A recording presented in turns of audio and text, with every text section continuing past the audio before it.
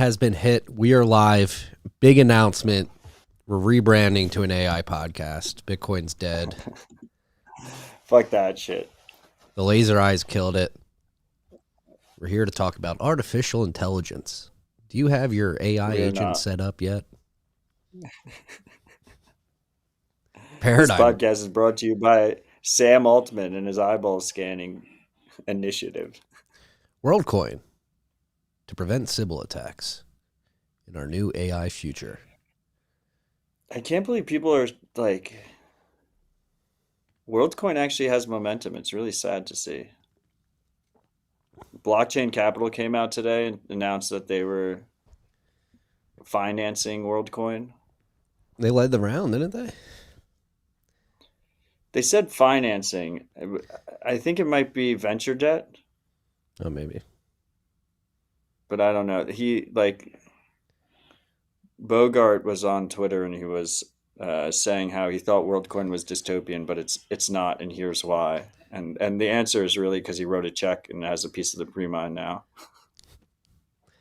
It's to prevent Sybil attacks. But he didn't put that. He didn't put that part in the. He didn't put that part in the post. Is Worldcoin going to be the new Ethereum when flipping? I think the two incredibly frustrating shitcoins to watch, in terms of what's going to be infuriating over the next 2 years are not like, don't buy them. They're trending to zero in Bitcoin terms. They're straight up fucking scams. Are Worldcoin and Stacks. The Stacks playbook, the Affinity scam for the Forever ICO, is just it's impressive. It's impressive in its scamminess. You got pulled into two threads today, Stacks and Worldcoin. You're on the front lines. Yeah, I mean, I entered both, but I mean, like the genius of the stack scam is that they're like positioning it as building on Bitcoin, right? And they somehow pulled off this idea of this forever ICO where people are just constantly sending Bitcoin to Stacks holders, which they have a massive portion of the pre-mine for, which is just pretty. I don't know. It's infuriating that I have to even know how the fucking system works. The whole reason I know how the system works was just so that I could argue against it. I spent way too much time on their white paper about a year and a half ago. If the freaks remember, when I first saw the stack shit start to really get some momentum. Yeah. They're not a big fan of Odell over there at Stacks. Or Marty for that. I think Stacks is a shitcoin. The way I could see them being a top tier shitcoin in the next cycle, they did one thing smart. They went and actually got it registered as a security with the SEC. So I could see the clamp down coming. I mean, like, look, we're registered. We are a security. That reminds me of like Ledger constantly tries to use as a selling point that they're the only hardware wallet certified by the French NSA. It's like, okay, maybe for some people that's like a good thing, but it seems like a negative to me. Yeah. But enough about Stacks. This is an AI podcast now. When are we getting our orb? That's the question. We need to prevent Sybil attacks in the new frontier. Marty needs his orb because he wants to make sure that he can keep his blue check. So if he doesn't scan his eyeball, Elon's going to take it away from him. Yeah, I need it. How do you know it's me if you don't have my retina? I actually made this mistake, Marty. They don't scan your retina, they scan your iris. And you should do your own research. They told me I needed to do better research because I said retina at first. So get it right. They're taking the irises? Now that's a line.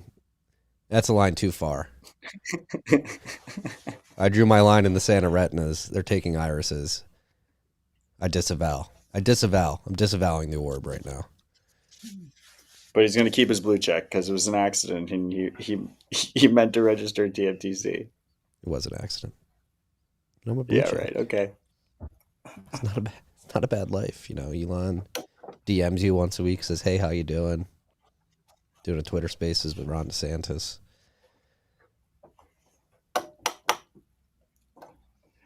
I didn't put that on the list. Should we DeSantis says we can do Bitcoin. We can do Bitcoin, freaks. DeSantis is president. He's going to let us do Bitcoin.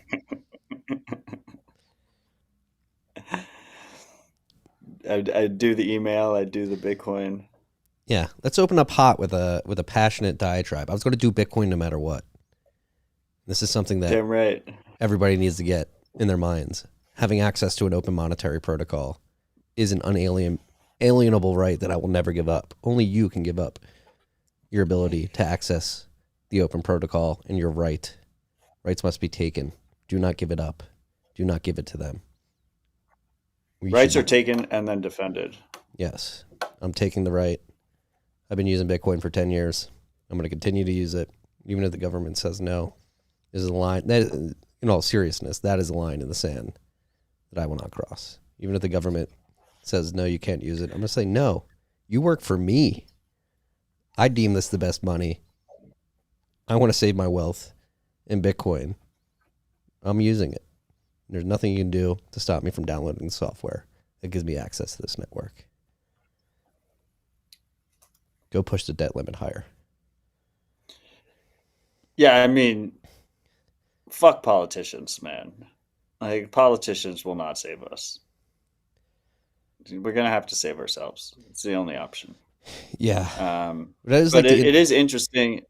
It is interesting that Bitcoin is a talking point. It's interesting that the population that is Bitcoiners is considered a large enough population for politicians to virtue signal to, which is a sea change from what we've seen, 4 years ago even. Yeah. I put that at the end of my thread last night. Well, I don't depend on the politicians to defend this right. I will defend it myself. It is great to see them acknowledging implicitly or explicitly, excuse me, that this right does exist.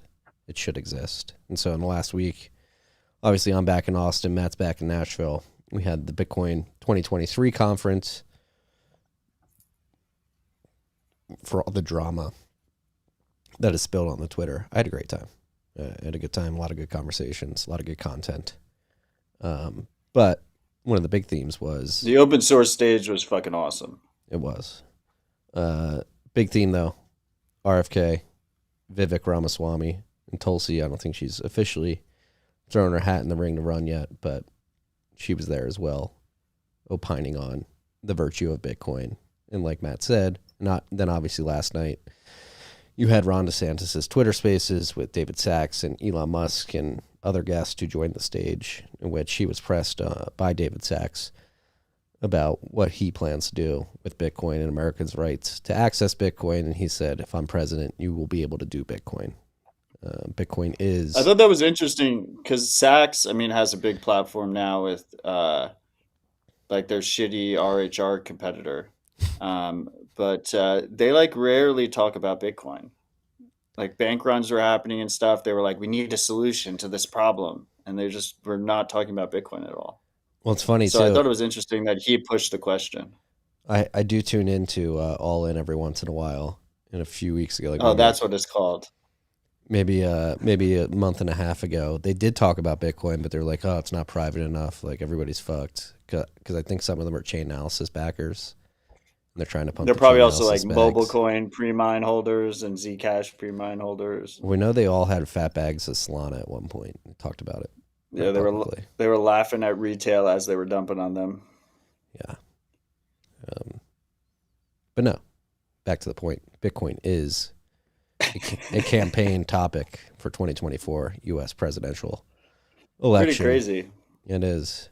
You know what else is crazy? Look, the reason freedom tech is important is because if we're going to rely on corrupt politicians to protect us, like, we're fucked. So we need tech and we need tools that allow us to take it into our own hands. But at the same time, like I'd rather not be worried about my own government throwing me in a gulag for using freedom tech. Yeah. No, it would be good. Who knows what's going to happen with the election? What I was going to say, it's exhausting. I'm already exhausted. The fact that the 2024 election, which won't happen until November of next year, has begun in earnest. At least the campaigning for it has. This is one of the shitty things, one of the many shitty things of the American political process is the 1.5 year long campaigning. So you really only get like a year. Forever campaigns. It's forever campaigns. It's just like forever. Yeah. I see Bitcoin Park member Rob Hamilton in the comments. He had a callback. He says he's been a member for 104 days and he still has not received a Bitcoin Park hat. Rob, next time you come to the park, consider joining us in June. We have a big week scheduled in June. We have a big week scheduled in July. Come to the park. I got a hat with your name on it. I don't have a hat yet either, Rob. You're also not a member. Well, 1031's a member, so I'm sort of grandfathered in through that back door. It's true. Yeah, that's a good point. It is a very. You drive a hard bargain. Yeah. Marty, do you think mempools are going to clear? I do. Where are mempools? Where's the state of the Bitcoin network? Let's go to Clark's dashboard real quick. I do think mempools are going to clear. There are currently 90,796 transactions in Clark's mempool. If we go over to mempool, I think I got you on the record. Like right before this recent bout of mempool congestion, saying that mempools will always clear. Eventually. I think that was like RHR 249 or something. Eventually, always. There are 329,195 transactions in mempool.space's mempool, which is a large mempool. Current price of Bitcoin is 26,465 cuck bucks. One cuck buck is going to get you 3,779 sats. Bitcoin market cap is currently 513 billion cuck bucks on the mark. We are block height 791,376. We did not mention on stage in Miami, but we have had a difficulty adjustment since the last time we mentioned it. That was an upwards adjustment of 3.2%. We're currently 912 blocks away from the next adjustment, which is estimated to be on May 31st. So on Monday, Memorial Day here in the United States, estimated to be an upwards adjustment of 0.9%. Blocks been coming in at 9 minutes and 55 seconds on average. And we currently have, Samurai unspent capacity in Whirlpool has fallen below 7,000, currently sitting at 6,830.4 BTC. I wonder if the fee market has contributed to the fall in unspent capacity in Whirlpool. Well, unspent capacity is an interesting metric because it's post coin join rounds. And actually with Sparrow's integration of Whirlpool, you can mix directly to your cold storage. So it shouldn't directly contribute to unspent capacity going down. But it definitely, makes coin joins more expensive. Now, the way Whirlpool is set up is kind of interesting because new entrants are the ones who pay the fee, the mining fee. If you're remixing, you don't pay an additional mining fee. So if people need the privacy and they're willing to pay for it, then there'll be coin join rounds, which is how the incentive should be set up, in my opinion. Yeah. Below 7,000, 680, 830. Yeah. One interesting thing that you just mentioned was we did another RHR in-person rip on stage, on the open source stage. It was fucking awesome. We had so many freaks in person, so shout out to all the freaks who joined us. To all the freaks who didn't join us, I just want to say we take it very seriously, the delay that happens when, the release to the podcast feeds and stuff when we do the in-person rips. And We worked with the team at Bitcoin Magazine to get it up on the podcast feed ASAP. They prioritized it for us. But sorry that there was a delay there. We did try and get it up as quick as possible. Yeah, and shout out to you freaks who were there in person. Packed house at the open source stage, standing room only. A lot of good participation in the Q&A part. Obviously, we had Rob Hamilton, who's begging for a hat, and Max Keaton on stage with us. Great conversation. Rob was telling me, he really does believe this is the year of Miniscript because he's everyone's favorite Miniscript influencer. He has to believe that. Every year it's going to be the year of Miniscript if you're the biggest Miniscript influencer. Logan, I think Marty's headphones are too loud because I hear myself. You're going to turn through out his headphones. mic, I think. You're going to do this to me? Now I can't even hear anything.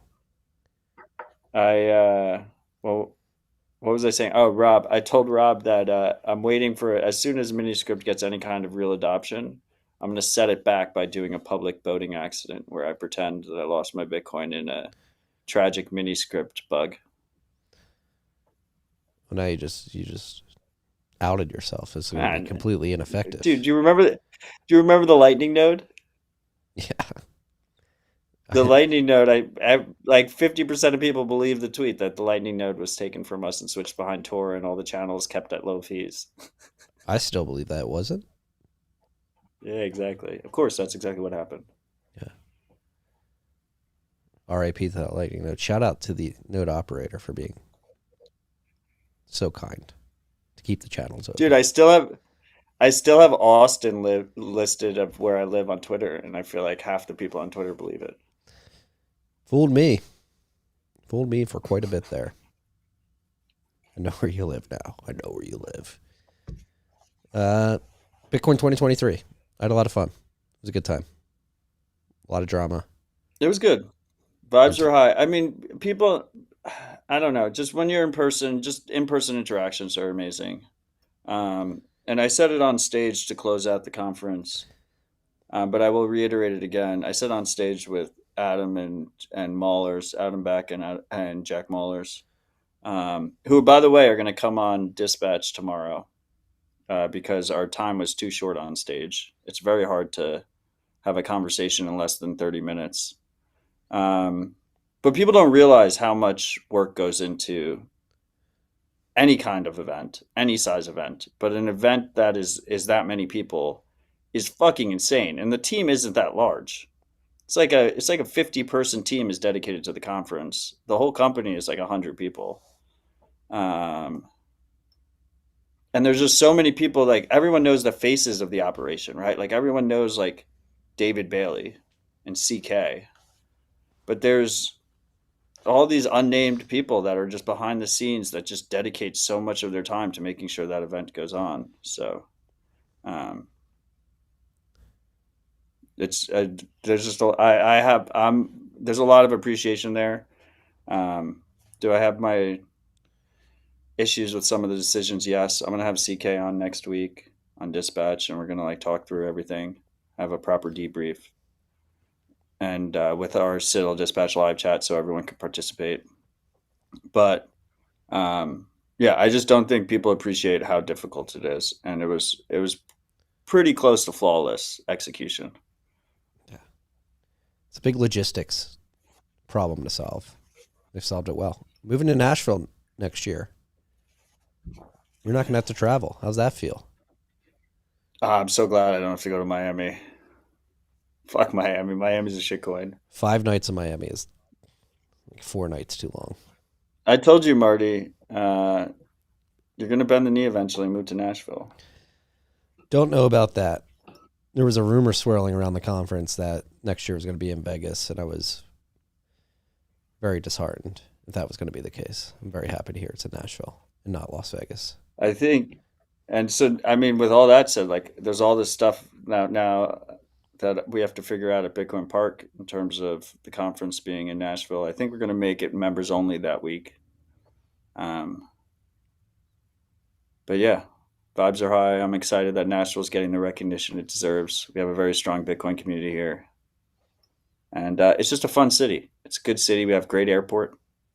Fantastic airport. Very centrally located. Great airport. That's what you're gonna lean into. Don't you like our airport? It's a That's super a, convenient airport.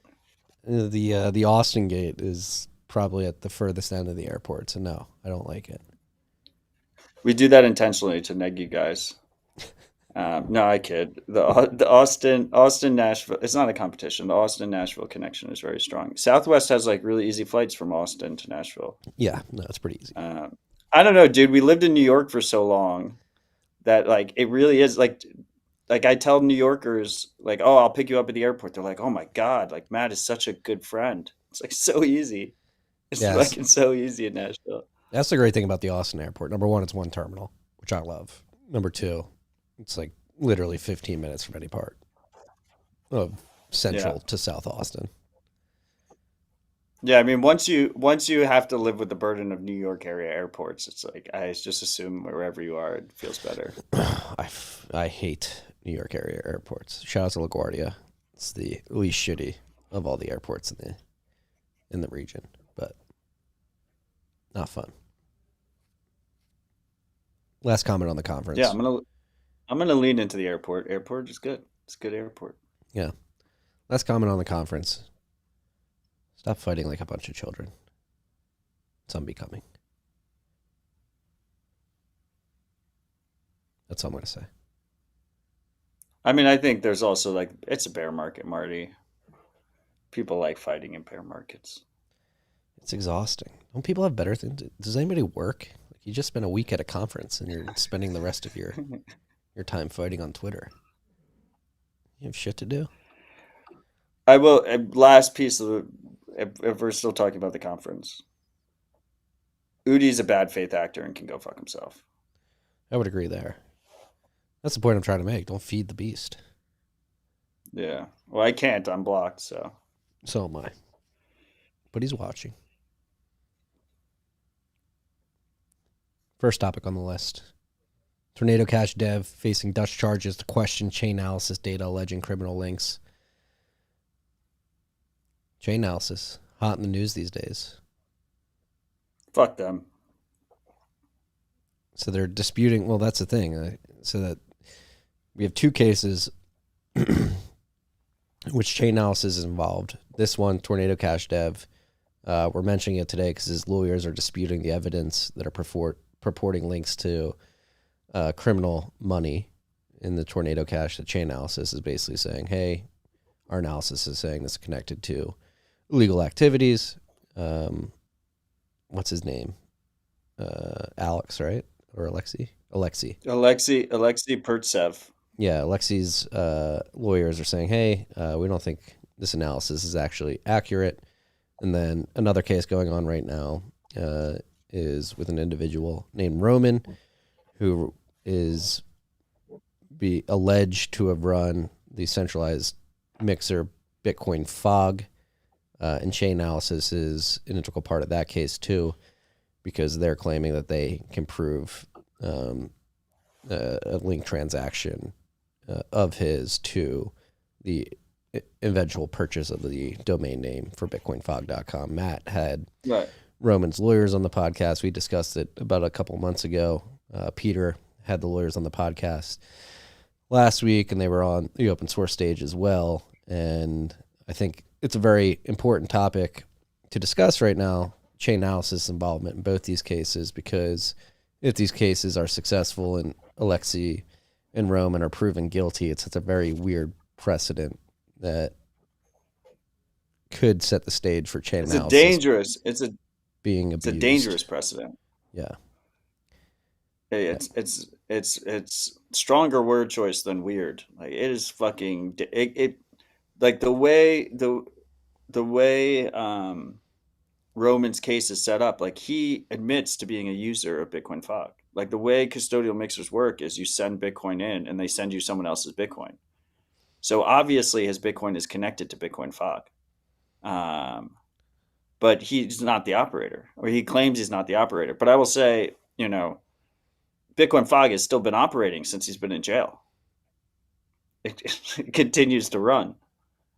So someone else is clearly operating it. But anyway, the reason it's so dangerous is because if you follow that line of reasoning, pretty much any Bitcoiner can be accused with this faulty analysis, this malicious analysis, can be accused of running one of these services.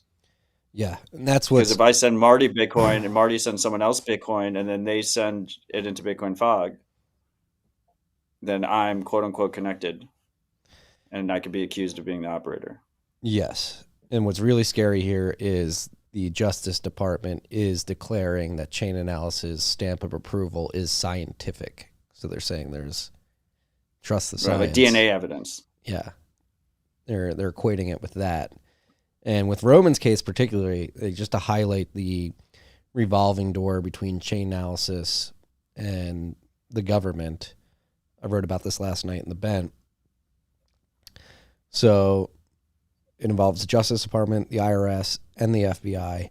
So the original prosecutor on the case for Roman has since joined Chainalysis and serves as their general counsel and has been replaced as prosecutor for this case by the FBI agent who initiated the investigation against Roman. In a press release, the Justice Department thanked a consulting firm owned by an IRS investigator that was later acquired by Chainalysis. So the link between Chainalysis, not chain analysis. Chainalysis does chain analysis, properly known. They do chain surveillance. Yes. So you have the original prosecutor has stepped down and joined Chainalysis as the general counsel. That is bad incentives 101, perverse incentives. She comes from the Justice Department to Chainalysis, and we can't pretend like she doesn't talk to people there anymore, and she's highly incentivized to have Roman prosecuted because it will cement Chainalysis as a quote-unquote scientific tool. That's why they hired her. Yeah. The FBI agent is now the prosecutor, so she's obviously got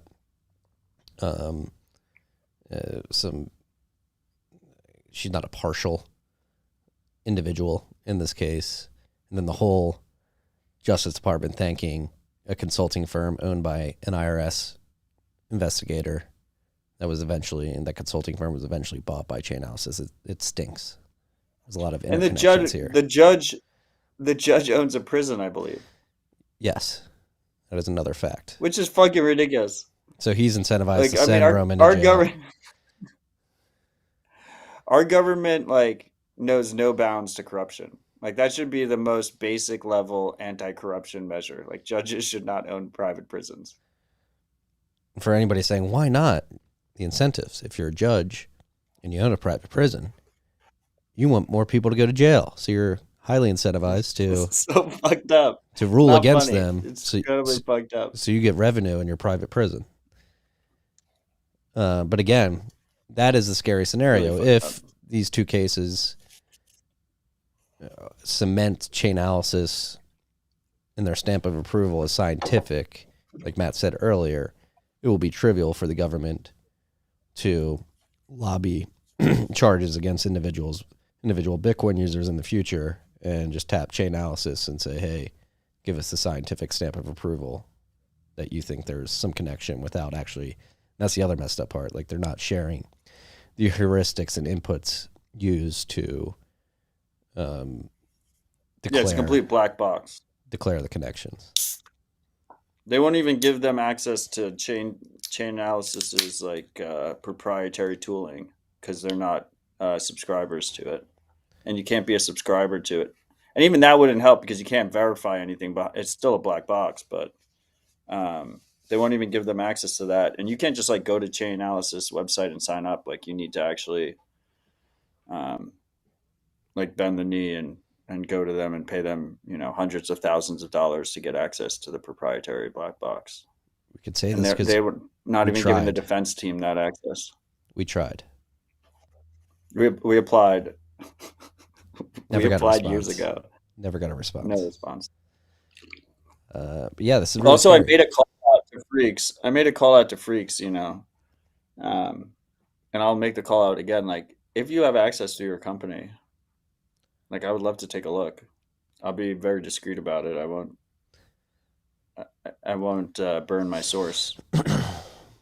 Any whistleblowers or out go on there? like a drunk tweet thread or anything. Yeah. No, it's very scary. Um, I mean, on that note, like, look, part of the issue we have in this industry is that regulated companies are quick to kind of fall in line behind all this corruption. Uh, they subscribe to Chainalysis, um, and then they essentially do a lot of the lobbying work for them because then they go to regulators and they say, "Look, we've covered our ass, we've protected ourselves because we do chain analysis on our users, and we use this service to make sure that no criminal activity is happening." Um, Most people don't realize this. Not every Bitcoin service is using these chain surveillance tools.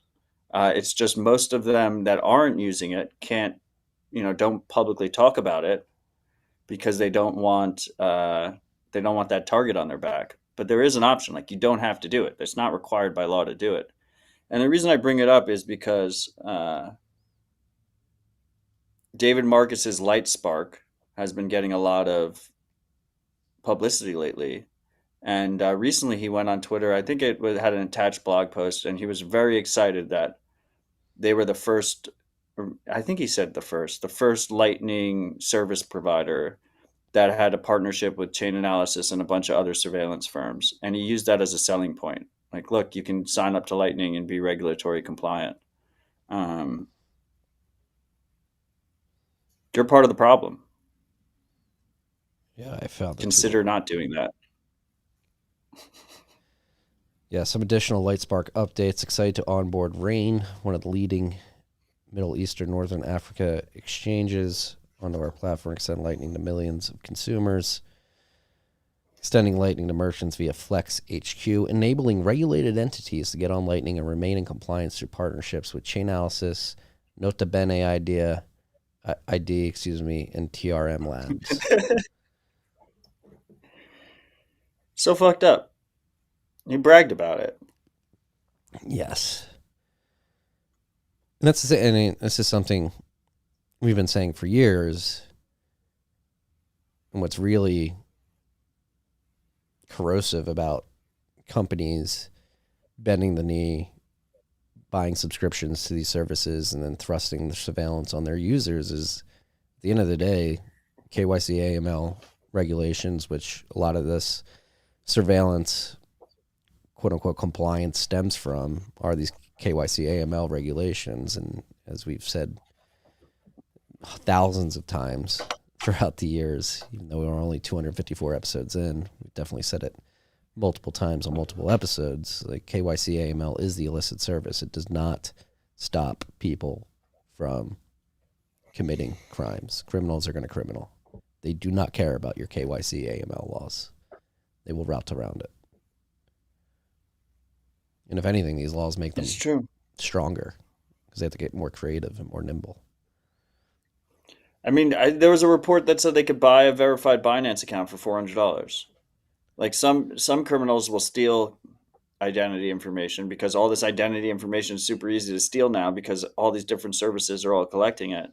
But there's also just people around the world that, like, $400 is a sizable chunk for them. Like, that's a real amount of money for them, and they will go verify it. Like, we were talking about Worldcoin earlier.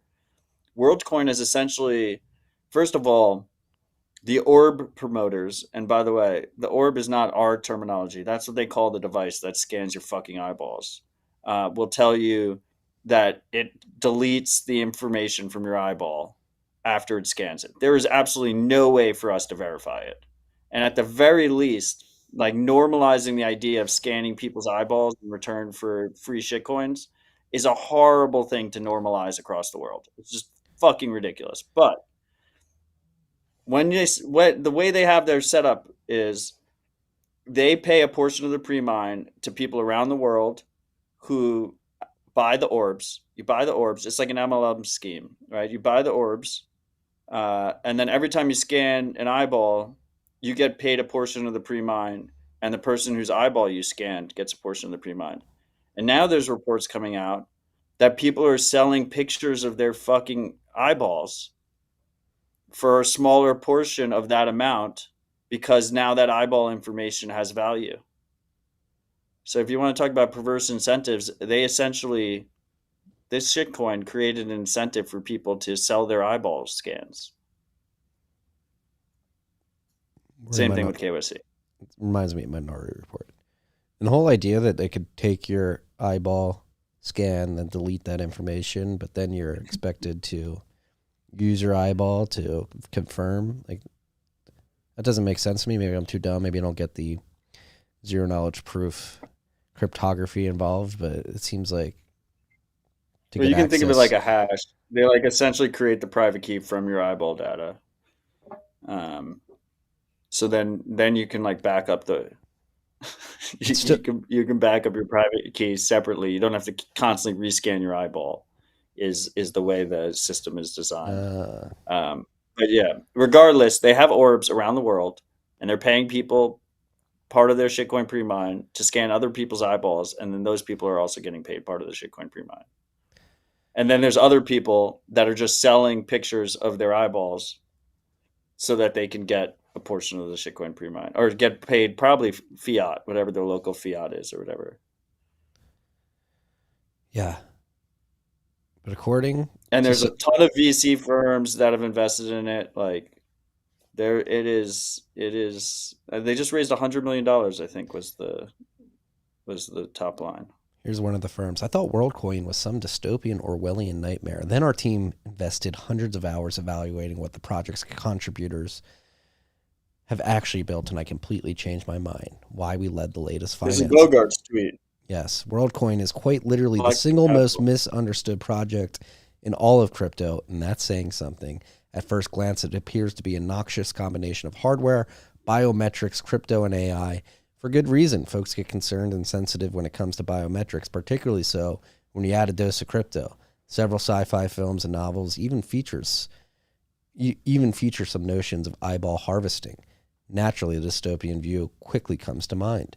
In reality, WorldCoin's World ID is the most compelling solution we've seen to the decades-old Sybil problem. Sproul breaks it down here in a thread.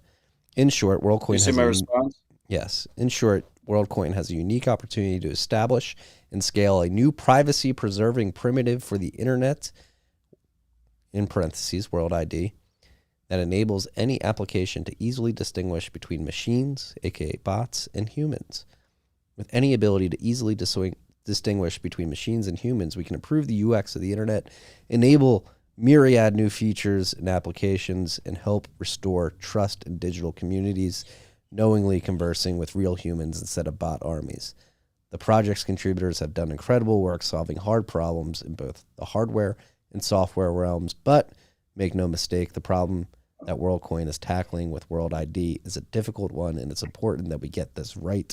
So take a spin through the documentation or code, ask your questions, and express your concern or criticism. It's your with the DYOR. Do your own research at the end. The TLDR is that he fucking well, how he changed his mind was that he is now invested in them and is going to get a financial reward if they're successful. Is That's the giving fucking TLDR. But yeah, go on, Marty. I'm no longer a WorldCoin stan. I thought it was retinas. My line in the sand is irises, and they crossed it. I've learned now. I just say eyeballs because honestly, it hits harder anyway. Um, but so there's a couple things to unpack here on this. First of all, they say it we need it because of AI and Sybil resistance against AI and the idea of Sybil a Sybil attack is this idea that you get flooded with requests or messages or Bitcoin transactions, right? And you don't know which one is from bots and which ones are from real people. You don't know which ones are honest actors, which ones are malicious actors. Now, Satoshi solved the Sybil problem, and that was with proof of work.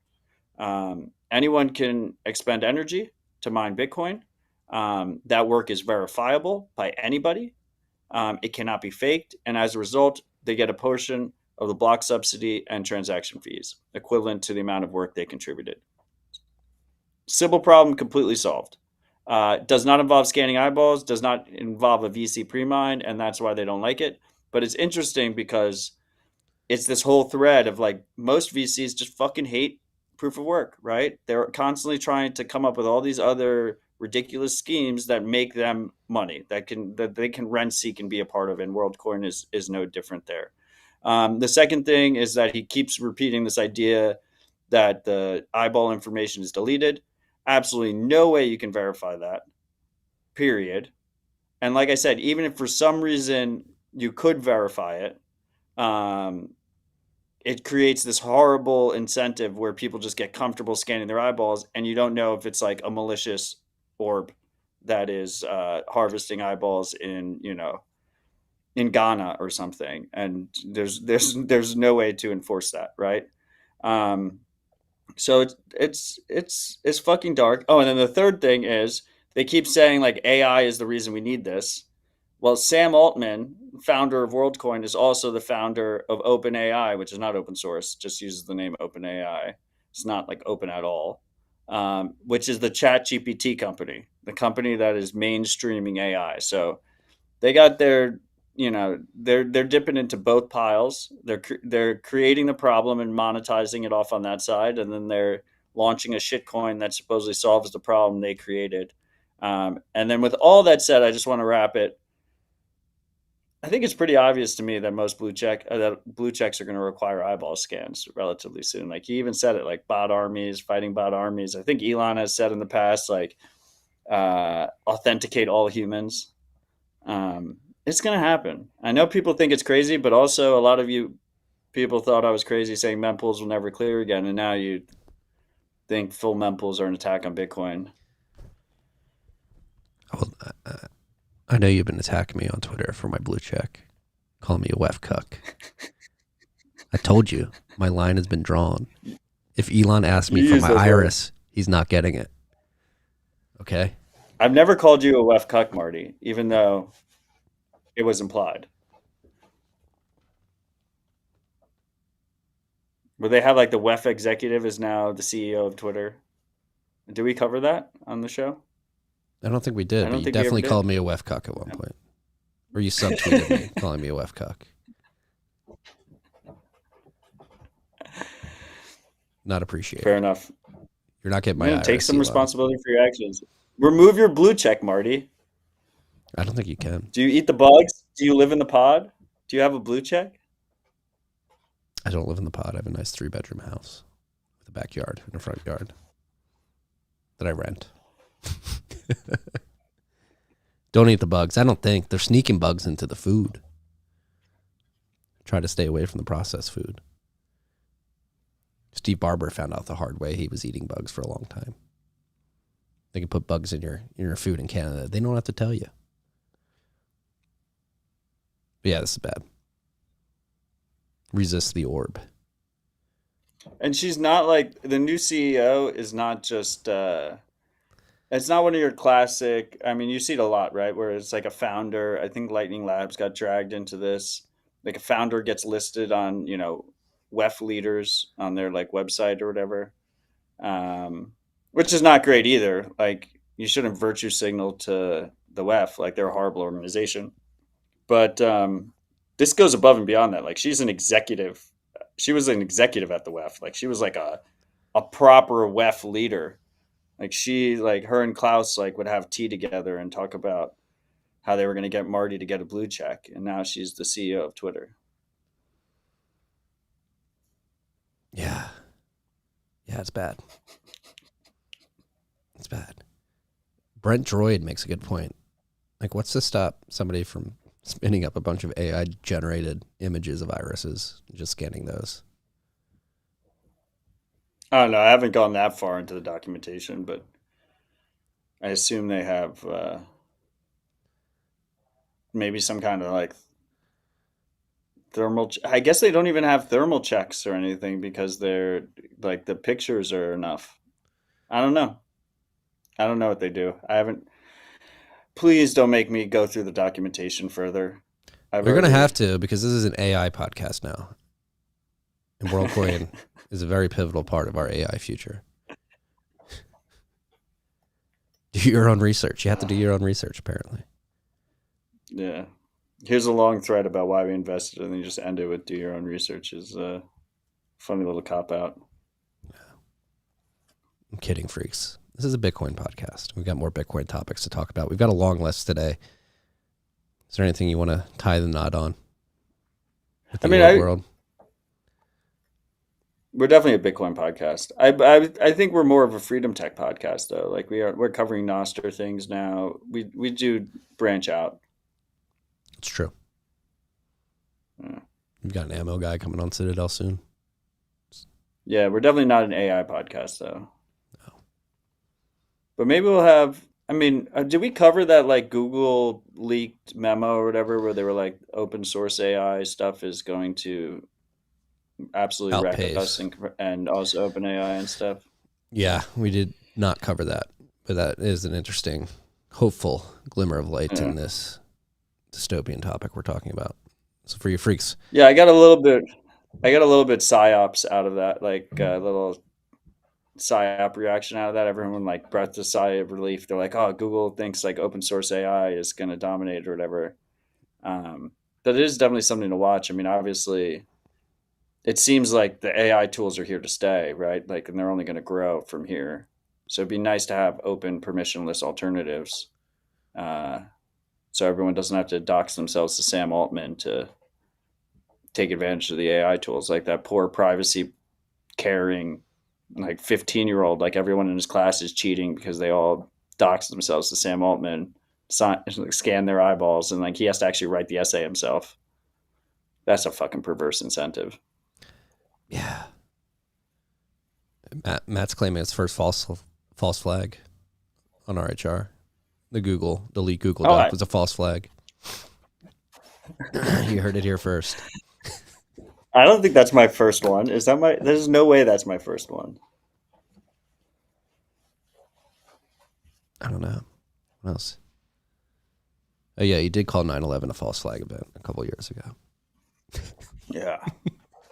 Shit doesn't add up. I kid. Yeah, beware, freaks. Draw the line in irises. I was comfortable with retinas. Irises are a step too far, and we can't give them the irises. Do your own eyeball research. Learn how eyes work, because otherwise you can't argue against it. Like, who are you to argue against it if you haven't done that research? Yeah, go get your medical degree and then come back to us, please.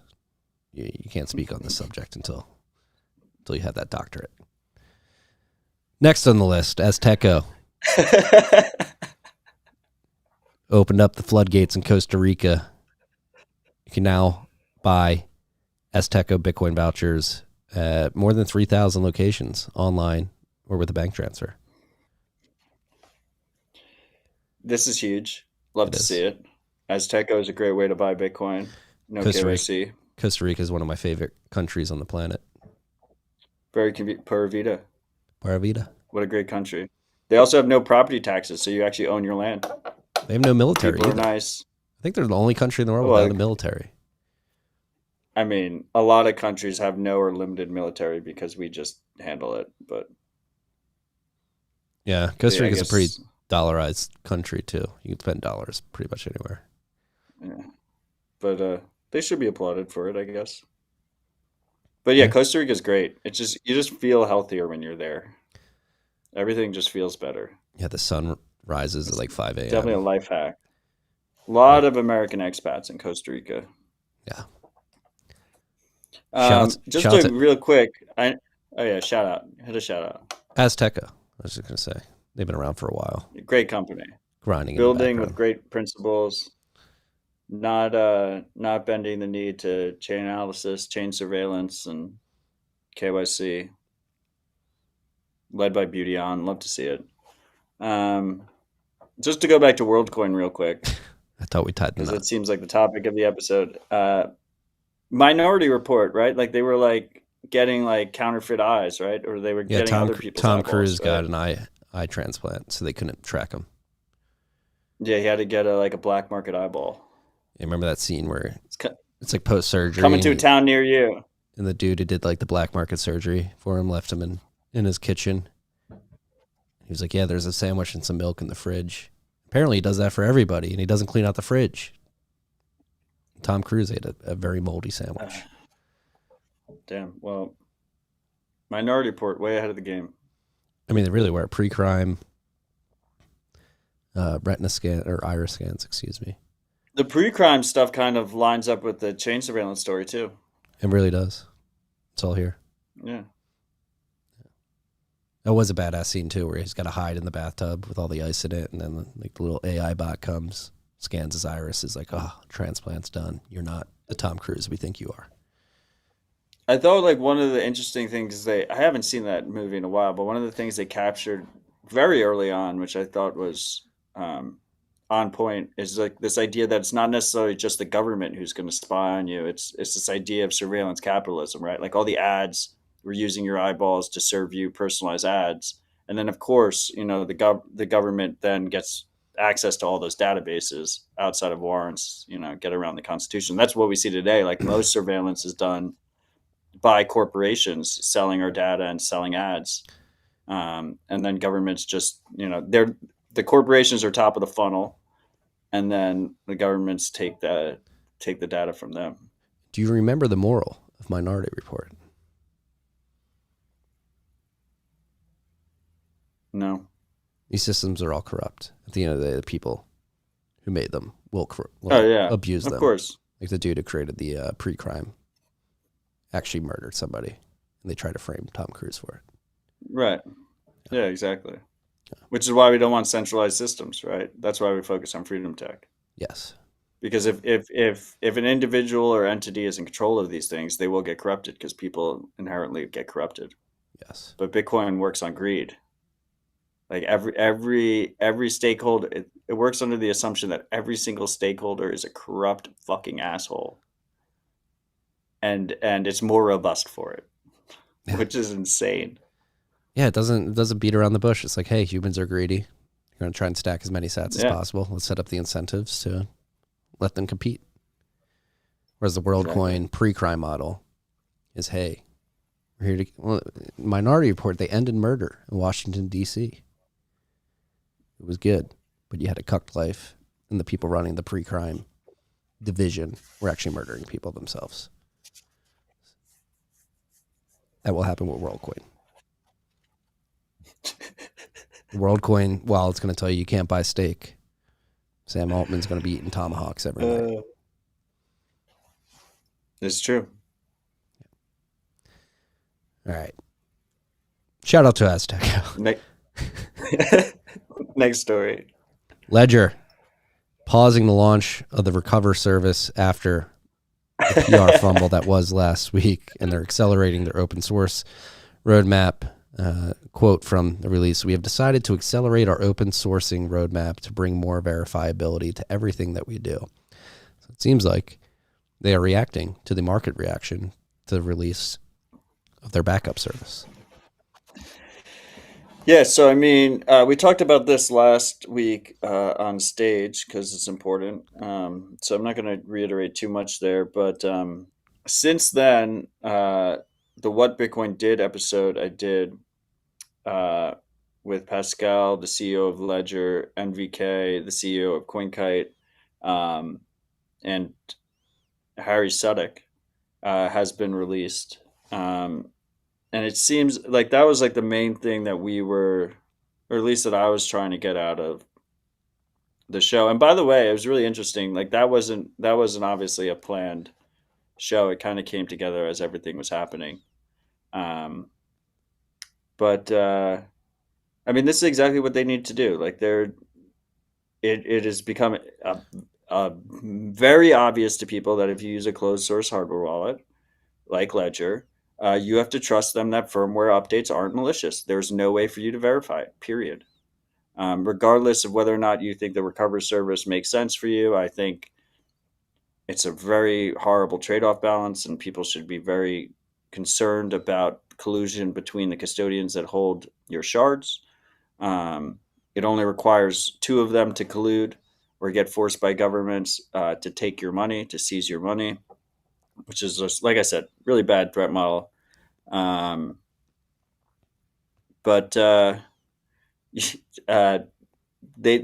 is good to see them react in this way, which is pause on releasing this new service, let everyone take a deep breath. Their customers are fucking panicking, and most people lose their Bitcoin when they panic, right? The overwhelming, like we can argue about all these different trade-off balances and stuff. The overwhelming majority of Bitcoin that is lost, besides lost on custodians like FTX or Celsius or BlockFi, um, are lost because people panic, make mistakes, and basically shoot themselves in the foot. So this shows that they care about their customers, in my opinion. That they're willing to pause this service rollout. That seemed like an obvious decision. And now they do say open source. They're not open sourcing things. They're making them source viewable so people can verify what is actually in the firmware updates. And that's the best path forward. It's how it always should have been. Um, and hopefully they actually follow through with it, and it's not just lip service, that they're going to actually do it. So we have to actually stay vigilant and pay attention to it and see if they're actually going to do it. But yeah, this is like the only responsible way for them to handle this situation, in my opinion. Yes. Agreed. And it should be noted, even though it was a massive PR fumble, and as Matt mentioned, that recovery setup comes with some pretty terrible trade-offs. There are a lot of good, smart Bitcoiners working at Ledger who do truly want to bring people secure, source viewable cold storage. Not there yet. They're getting closer. That's the other thing. I mean, we talk about this a lot. Maybe this would have come sooner if they were more focused on Bitcoin. Obviously, Ledger is a wallet that services thousands of cryptocurrencies. And when you do that, it takes away focus from what we would argue is the most important thing you should be doing, which is trying to bring top tier security to Bitcoiners who want to take custody of their Bitcoin and hold it in cold storage. So that's why at 1031 we invest in Bitcoin only companies, because it's part of the thesis. It's not the only reason, but part of the thesis is they'll be more focused on actually providing value, security, utility to individual Bitcoiners because they have that focus. Beware, freaks. It also makes it easier to verify the code because you don't have all this other shit going on. Yes. But yeah, there's a lot of benefits to Bitcoin only focus. But yeah, I would call this a win for any Ledger user out there. I think you should still consider, at least for your Bitcoin stack. I mean, if you insist on holding shitcoins, you don't have many good options out there. So you maybe keep your shitcoin stack on Ledger, but you should just sell it for Bitcoin and then get a better hardware wallet. Yeah. This also highlights the improve your benefits, improving your setup, the benefits of multi-sig wallets with different devices. So you distribute that risk among multiple keys and then multiple hardware wallets. I mean, that's another thing, right? Is like, yeah, so this idea of multi-vendor multi-sig, right? Which is that maybe you have a 3 of 5 multi-sig, or a 2 of 3 multi-sig. Let's go through the 2 of 3 example. You have a 2 of 3 multi-sig. You have 3 hardware wallets from 3 different vendors. It requires a signature from 2 of them to spend your funds. If they're 3 different vendors, then 2 of the vendors need to be compromised and ship malicious firmware updates or malicious hardware in the first place for your funds to be compromised. Now, Ledger actually, you can use Ledger in this setup with like a Sparrow wallet, or other multi-sig coordinators like Nunchuck. You can use it with Unchained. You can use it with Costa in this setup. But the reason why Ledger doesn't like integrate any kind of multi-sig stuff into their software suite, because like the majority of people that are using something like Ledger or Trezor even are using their in-house software suite, right? So like Trezor has Web Suite or whatever they call it, and Ledger has Ledger Live. And the reason is because native Bitcoin multisig doesn't work with all the shitcoins they support, right? So they have to come up with these other schemes in order to support all the different shitcoins in terms of backup. Yeah. But to put a pin in everything, like if you're gonna shitcoin, if you insist, if you insist on shitcoining, you should have one setup for holding your shitcoins, and then you should have one setup for holding the scarcest money that humanity has ever seen. Like, I think that should be a very logical, straightforward concept for people. Like, hold your Bitcoin in a different way and hold it in a more secure way. Agreed. We got to read Jevy's comment, which I co-signed. Big shout out to Salvatore at Ledger, who helped bring stateless wallet policy registration to fruition. And again, since Jevy commented, people may ask, like, I think he was involved in the mini script too. Yeah, in mini scripts. So the problem, and Jevy mentioned this earlier in the comments too, the big problem is not only that you're sharding to 3 different entities that could easily collude to sweep your funds to a wallet that they choose, it's also associating the KYC with that. So you can be very granularly targeted as well. Well, I would say, Jevy, I love you. And Unchained is a sponsor of the podcast, and 1031 is an investor and supporter of Unchained. And I, consider most of the Unchained team family, but that is what Unchained does. Yeah, but they can't collude unless you're like in the lending product to take your Bitcoin. Right. But they're still associating your balances with KYC information. It's true. Which is what his comment was. Yeah. Trade-offs. Distribute risk. Jevy's saying Unchained does not have private key information. Okay. So that's the delineation. Yes. But they know your transaction history. And if you're using the lending product, it's held with, it's 2 of 3. The user holds 1 key. Unchained holds 1 key. And a third party holds the 3rd key. So the 2 of them could collude to take the money. Kingdom Trust. There you go.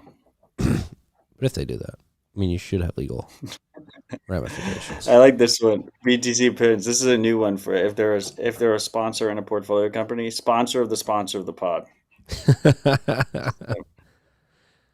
Speaking of portfolio companies, Strike goes global, expands to 65 countries to reach 3 billion people.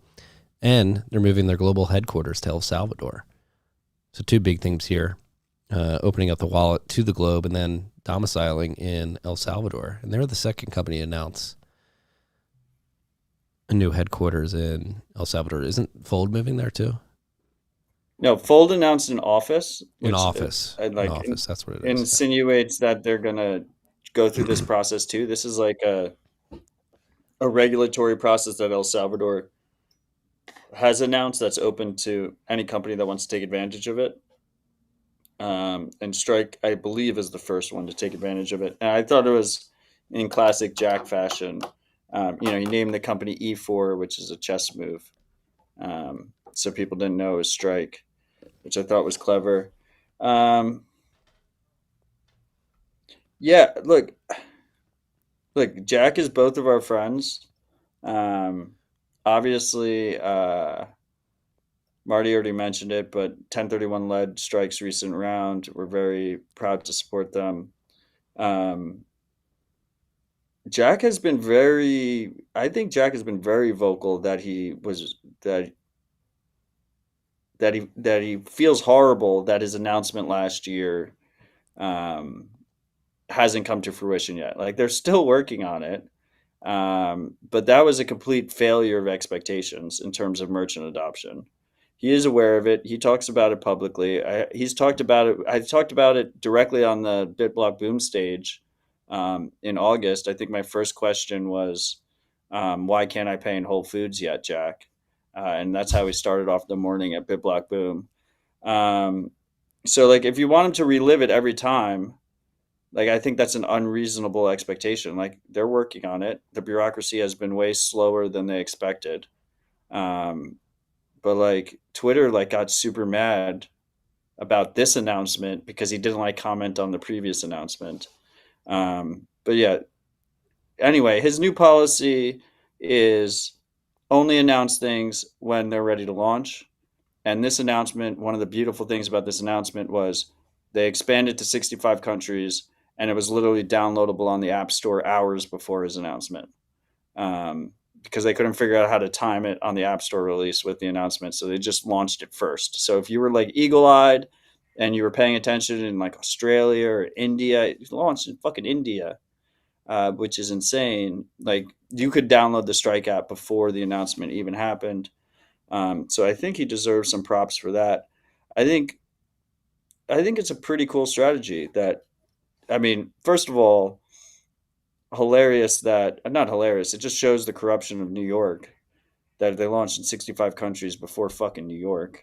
I think it shows the corruption. I think it shows the corruption of Europe. Like it's become a meme when Europe that it launched in 65 countries across Latin America, Africa, and Asia before Europe.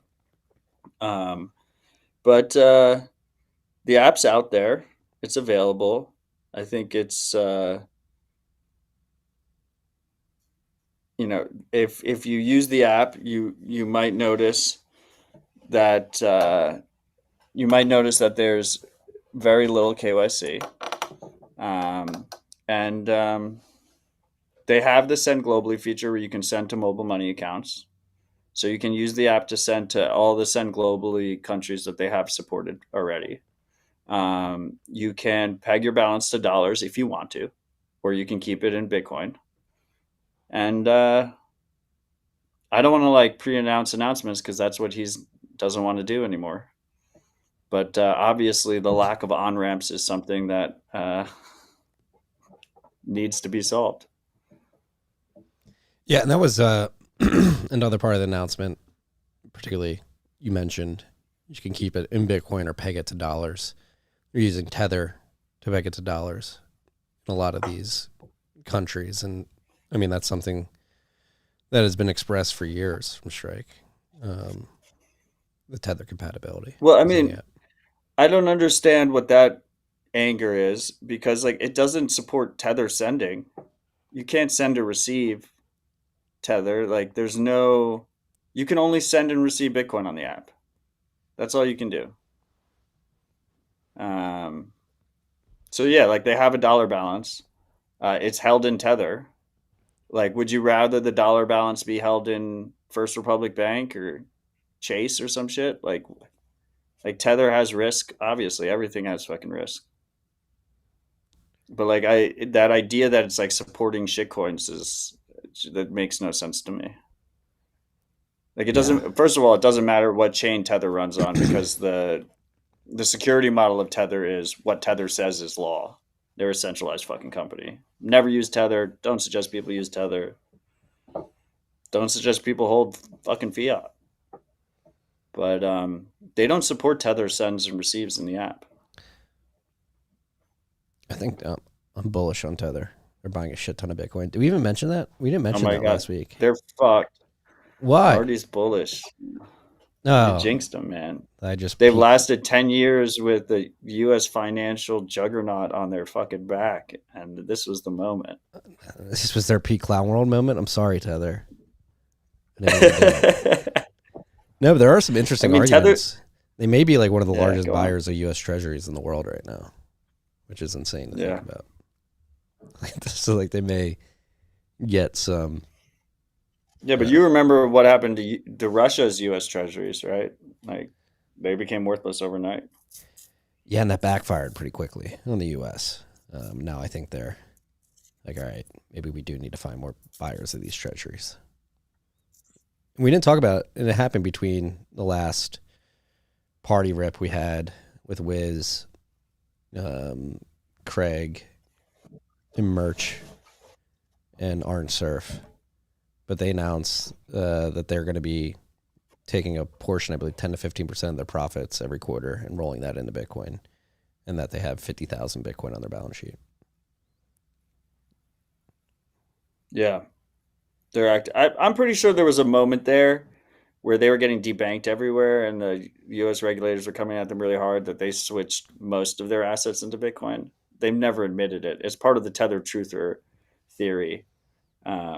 Is that they were holding Bitcoin, and it's honestly hard to blame them. Like Bitcoin's the best thing to hold if you're worried about censorship, which they should be. But yeah, now they're supposedly, once again, you can't like verify any of this shit because it's a centralized company. Also, by the way, people say like when audit by like a big financial firms, like the big financial firms refuse to audit them. Um, like they don't want to touch that with like a 15-foot fucking pole. But now they're saying they're holding excess reserves, right? They have more money than the amount of tether outstanding, and they're putting a portion of that excess into Bitcoin, and they're just minting money because rates are so high, and they don't pay rates out to tether holders. So like if you hold money in a bank account, you're supposed to get some kind of interest rate, which by the way, like the banks are all robbing us as well. Um, but with tether, they pay you no interest rate, and they just collect the entire interest rate, um, which is now what is like 6%, and it seems like they're putting that into Bitcoin and gold, and other things. So they're a big buyer of Bitcoin now, which I'm sure the Tether truthers love. There's a big Tether truther Twitter account that I'm not going to name, who's had me blocked for like 4 years or 5 years, but I found out the other day he still exists and he's still hating the world. I think he sold his Bitcoin at $900 because of Tether. I might hate the world too if I did that. But anyway, to go back to Jack and the strike announcement, I think it's a really big fucking deal. I think it was a big announcement. I think people were too hard on him on Twitter. Um, he's a real person. He's a fucking person. He cares, and like he reads all this shit. I read, people get angry at me. Like it hurts. I'm, I'm I can fucking handle it. I'm happy to fucking handle it. But like he's a person, he cares, he's trying, and people are being a real fucking dick to him. He's going to be on Dispatch tomorrow, Citadel Dispatch tomorrow. No questions are off limits. Adam Back's joining us. Join us in the interactive live chat if you want to ask him a question, or if you want to ask Adam a question. What else did he announce? He announced Lightning addresses, which I think was a big deal. He was holding up on LNURL for a while, hoping for Bolt 12. But finally added LNURL support and Lightning address support. And he also added Noster NIP5 integration, which I thought was cool. So you can have your Strike username as your verified account on Noster. Odell at strike.me, for instance. I use my own domain, but if you wanted to use Strike's domain, you can do that.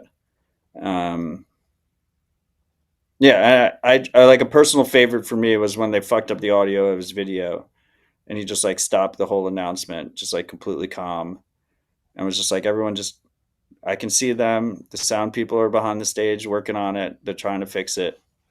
Just everyone, just wait a second. Everything's gonna be okay. Just a showman as always.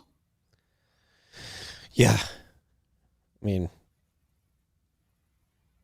I meant to blow smoke up his ass, but I think people forget before strike, Jack was doing a lot of things, particularly around Zap, to really push the space forward around Lightning. I was a long-time Zap user. It worked flawlessly. He's a builder, man.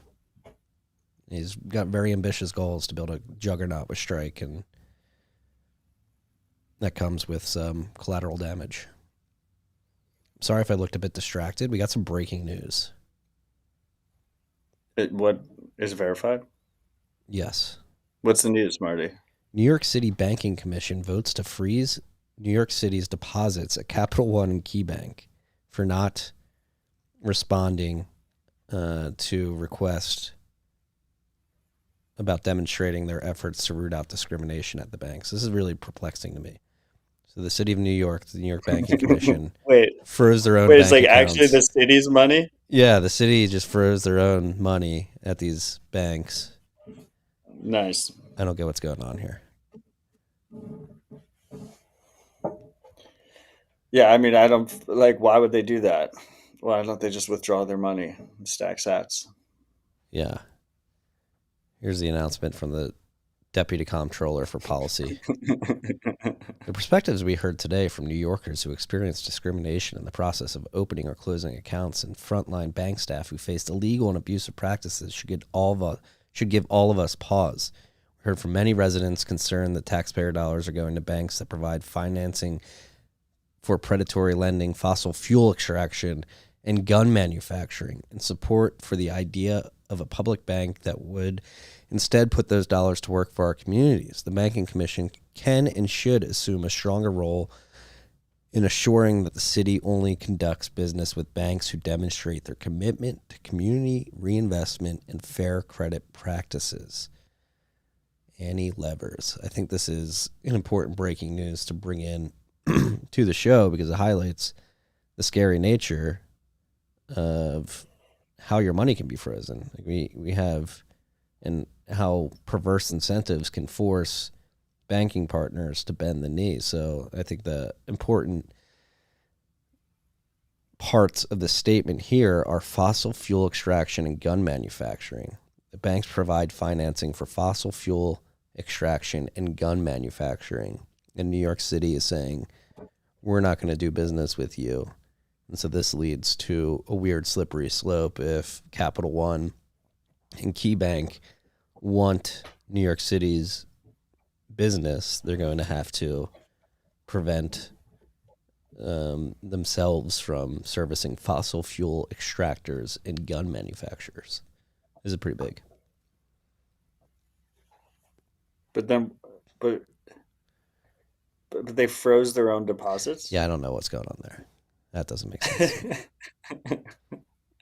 I mean, look, this is part of the reason why I'm having Phoenix Ammunition on Tuesday. They're a great ammunition manufacturer.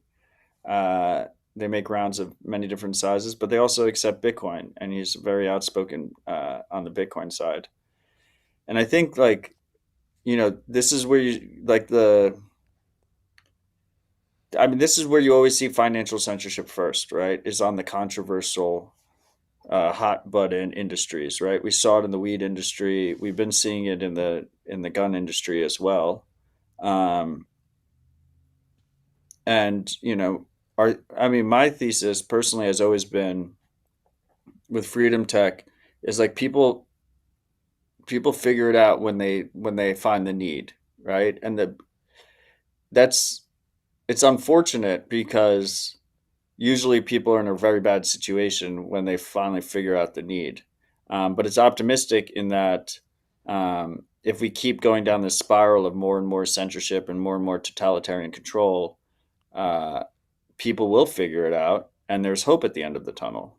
Now, it's pretty disappointing. We already saw the early stages of the credit card companies basically bent the knee. I think it was to New York pressure as well. I think that came out of New York to basically create a subcategory on all credit card transactions that labeled them as gun transactions, either people buying guns or buying accessories or buying rounds. But they haven't actually taken the next step to censorship, but that will be the next step. And it's unfortunate that we don't see more gun stores, outdoor stores, except Bitcoin. Gas stations. Right? It should seem like a pretty obvious. It's a pretty obvious. Gas stations are technically fossil fuel extractors, but I would like to see Bitcoin accepted in as many places as possible, because credit cards at the end of the day are a surveillance tool, and more of our financial activity getting tracked and sold and stored indefinitely is a very dark path that I just don't think most people appreciate, and they will not appreciate until they swipe their card for something they want and they can't have it. And at that point, we'll be fortunate that we have Bitcoin as an alternative. But in an ideal situation, that alternative is out there and people are comfortable with it before we even get close to that part. Because if that's the case, then it acts as a hedge almost, and it acts in a situation where maybe that censorship doesn't even happen, because they know you can just still use Bitcoin. Yeah, you're gonna swipe your card. It's gonna say declined. New York City hates you. That's the interesting. Like, I'm trying to walk through the game theory. That's what they should put. They should put that on the error message. So no, let's walk through like the calculus the Capital One and KeyBank have to run now, which is, all right, is New York City a client worth bending the knee to? Like, who gives them more money is the question I'm trying to get at. New York City or fossil fuel extractors and gun operators and predatory financiers in aggregate? Could they just make a business decision and say, no, we get more revenue from fees from these people than you provide as a client, so see ya? I mean, it's not just New York. I mean, you have to at least put California in the same bucket. I mean, every single product I buy nowadays says like it causes cancer in California. Like they had to fucking print that shit. They like printed it on everything just because California decided. I don't know. They're both massive economies. They have lots of people in them. Lots of people. I mean, between New York I don't know the City calculus. and California You can't alone, that's even, Marty. 40 million people. That's more than 10% of the country. You can't even necessarily logic it out, right? Because like, I mean, the Bud Light situation is a perfect example.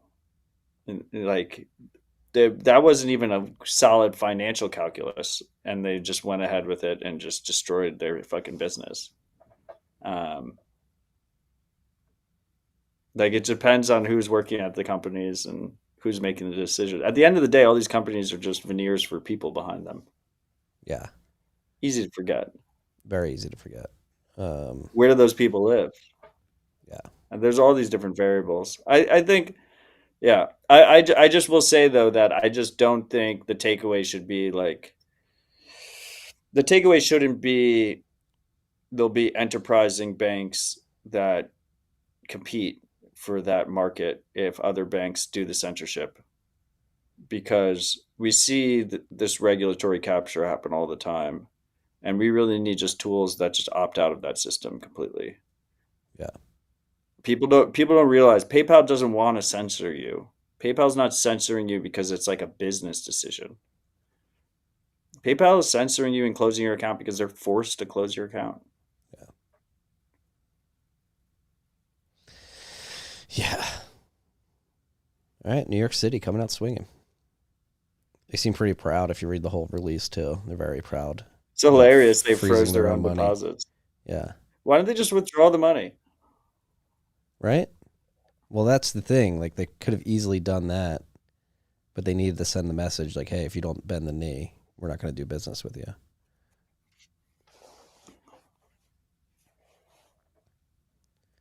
And that's the other thing, too, because this is... like,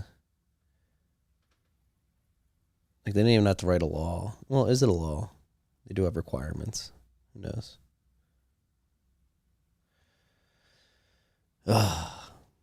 Beware, freaks, if you're in New York. More lighthearted note, I have a freak texting me right now. He wants me to tell the crowd a diehard freak is texting you lamenting the end of snowboard season because we would always listen to RHR on the drive to and from the slopes. So, love it. Well, we'll see you next winter. That's surfing season now. You just go the other way, go towards the ocean. I don't know who the freak is, but apparently he's lamenting. Yeah. We have a long list, Marty. I know that, but the breaking news is sort of fucking with me now because I'm like, if Capital One doesn't matter. If the banks bend the knee quickly, does that create like just stay humble and stack sats? All right. Moving on to the next portfolio company news. Fedi Alpha has launched. I've been playing around with it. Have you?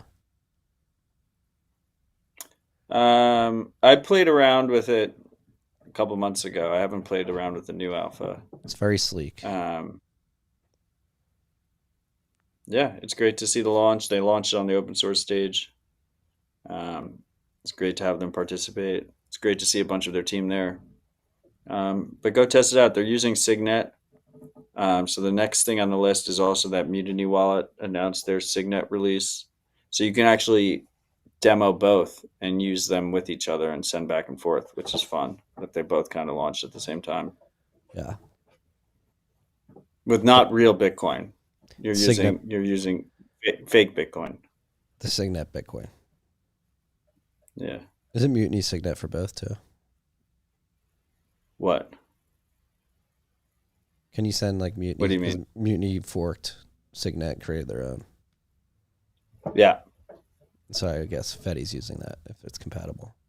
You Yeah, can't send they testnet to SIGNet. yes, Yeah. correct. Yes. They're using the same Signet because you have to in order to send between each other. The Mutiny Wallet Signet demo is fucking awesome.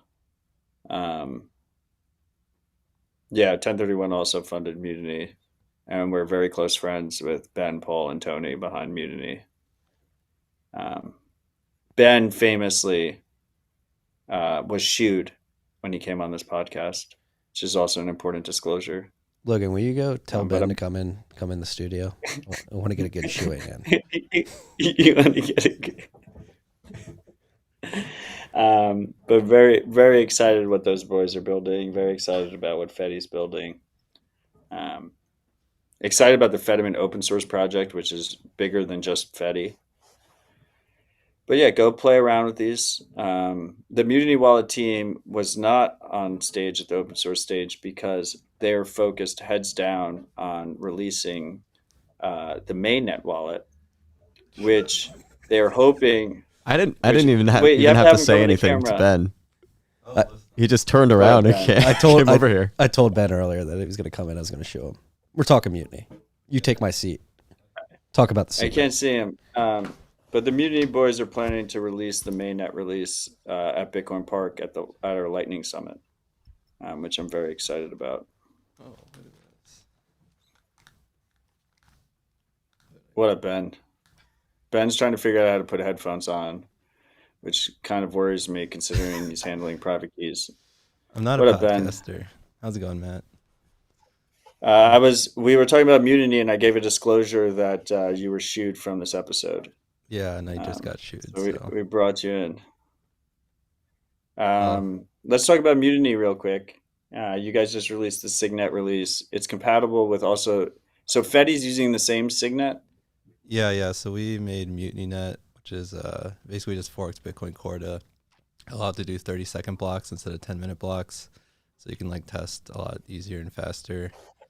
And so they're using that, and actually like I think we'll be announcing soon, but a bunch of other companies are going to start using it too, which is exciting. But yeah, so they're using Fedi's using it, so all like any Lightning payment you can use, you can send it straight to Mutiny, and it'll just work. It's pretty cool that you can test both apps Signet release on the same Signet and send back and forth. Yeah, I mean, like Justin like from Fedi's here in the comments, they were talking to me. He's like, it's great because before it was like you had to like the only way to test Fedi was like just sending to and from the faucet, but now you can like actually use a real Lightning wallet and kind of send it all around and stuff. And nice for us too. You can send it to another wallet that's not just our faucet. Yeah, that's bad. Well, anyway, you guys have been crushing it over at Mutiny. I really like the demo so far. Matt, you can't see me, but I'm in the other chair behind the other mic. Marty is not on the pod anymore. It's just me and Ben. I think that was Logan who just spoke up. But anyway, Marty's sitting on my lap. I saw a tab there that said Redshift. Are you willing to talk about Redshift or? Yeah. What is that?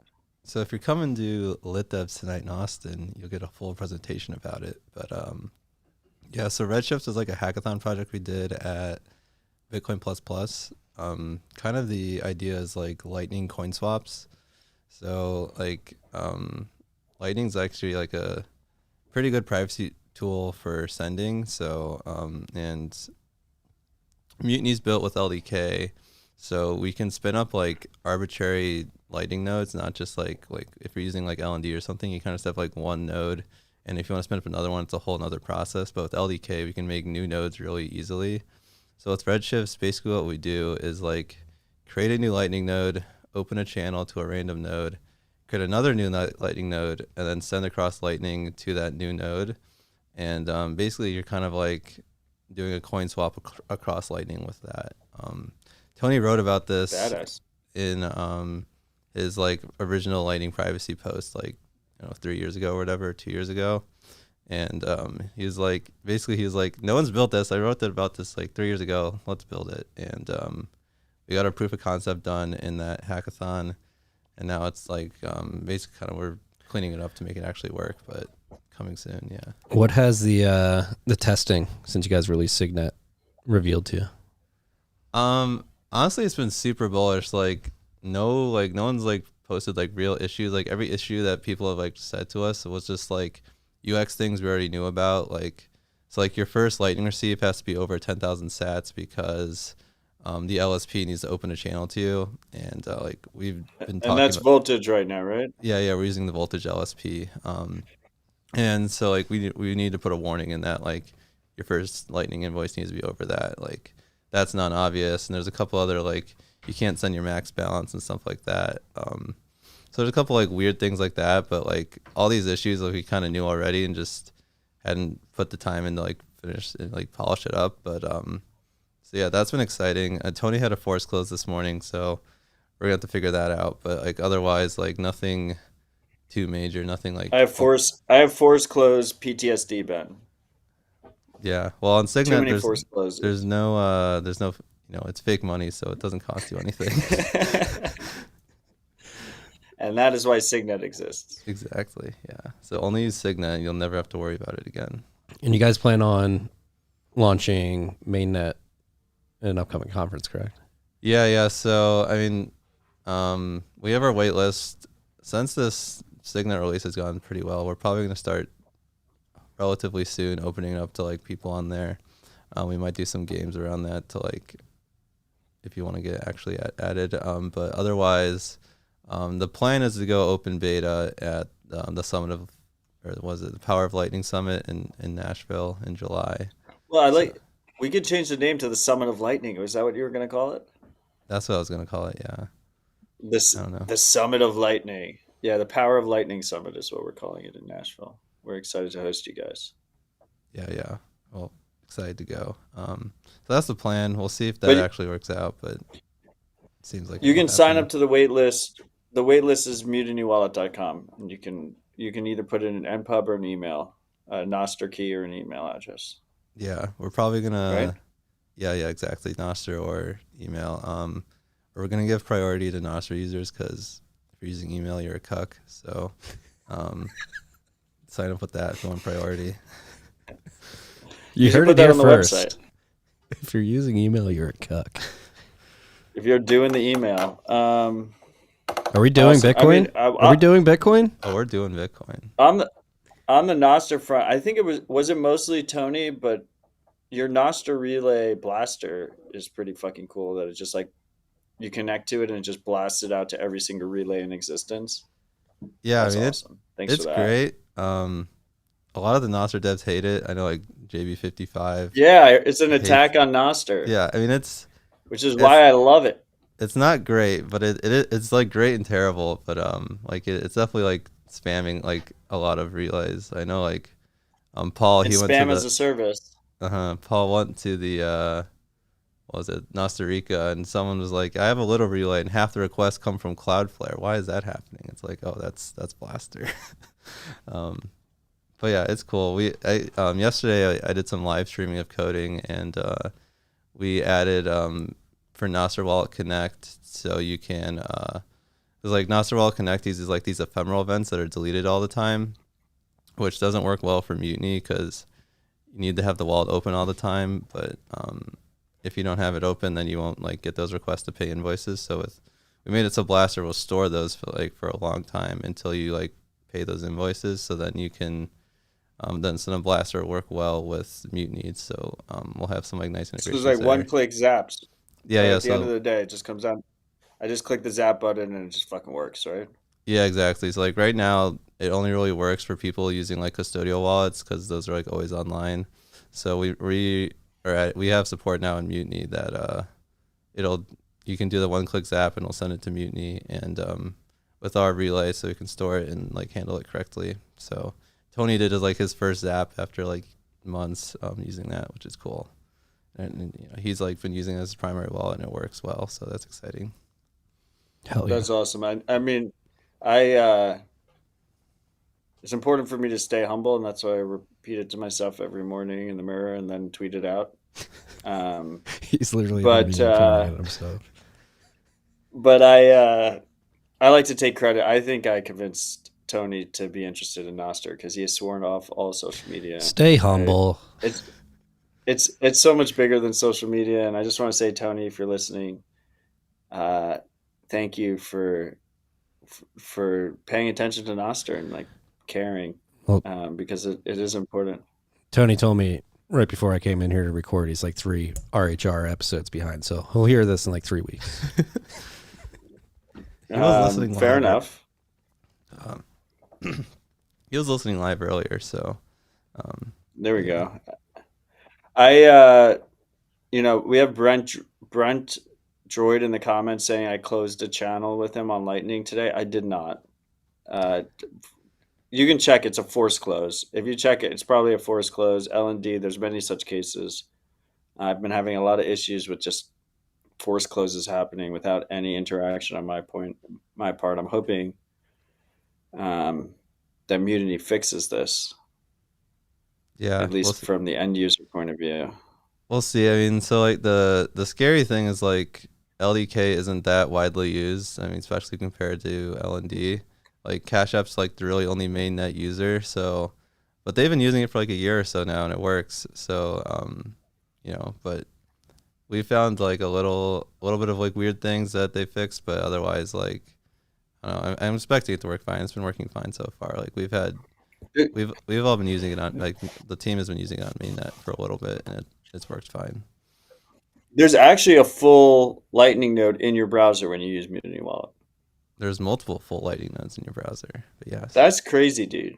Yeah, That's like insane. We originally did it as part of the Legends of Lightning hackathon, and like during the whole time, like it was a 6-week hackathon, so it was like really long, and like we barely got it out in time, and the whole time we're like building towards it, and like, is this even gonna work? Like we could just have wasted 6 weeks doing nothing, and like the very end, like, oh, we forgot about this, nothing works, and we just wasted our time. But no, it all works. It's pretty crazy, yeah. Legendary. We'll get back to work. Yeah, I gotta actually do stuff. Are you gonna? Don't shoot him, Marty. Ben, thanks for coming on, and I hope to see you soon. Yeah, anytime. I'll be seeing you in a couple months in July. So, Marty, I'll see you. I see you like every day. I'm gonna shoot you because I can't be censored by Matt. But thank you for the work you're doing. It's a thank you shoe. The thank you shoe. What do you want? Oh God.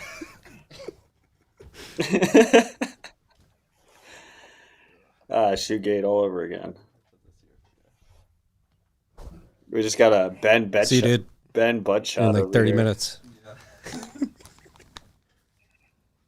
It's the beauty of the comments. You just have builders come in, explain their product when we talk about it. Shout out to Thank Ben. you for not shooing him. It was a loving show. I shoot him, but it was a loving show. No, that shoe doesn't count. The original shoe was fucked up, Marty. Original shoe. That was like, anyone can go back to the tape. It was fucked up. You came up to participate and you shoot him really quickly. You like didn't get to participate in RHR. This was great. He sat down. We had a this is what Rabbit Hole Recap. This is what I want Rabbit Hole Recap to be about. Like I want people to come on the fly at Bitcoin Park. I want people to come on the fly at Bitcoin Commons. Like strengthen that Austin Nashville connection. And not shoe our friends and the people building on Bitcoin when they come to participate on this show. Well, you have to admit the original shoe was pretty hilarious. I'm not gonna. Look, I don't. It was definitely memorable. We got a good GIF. Memorable. Paul Miller made a GIF.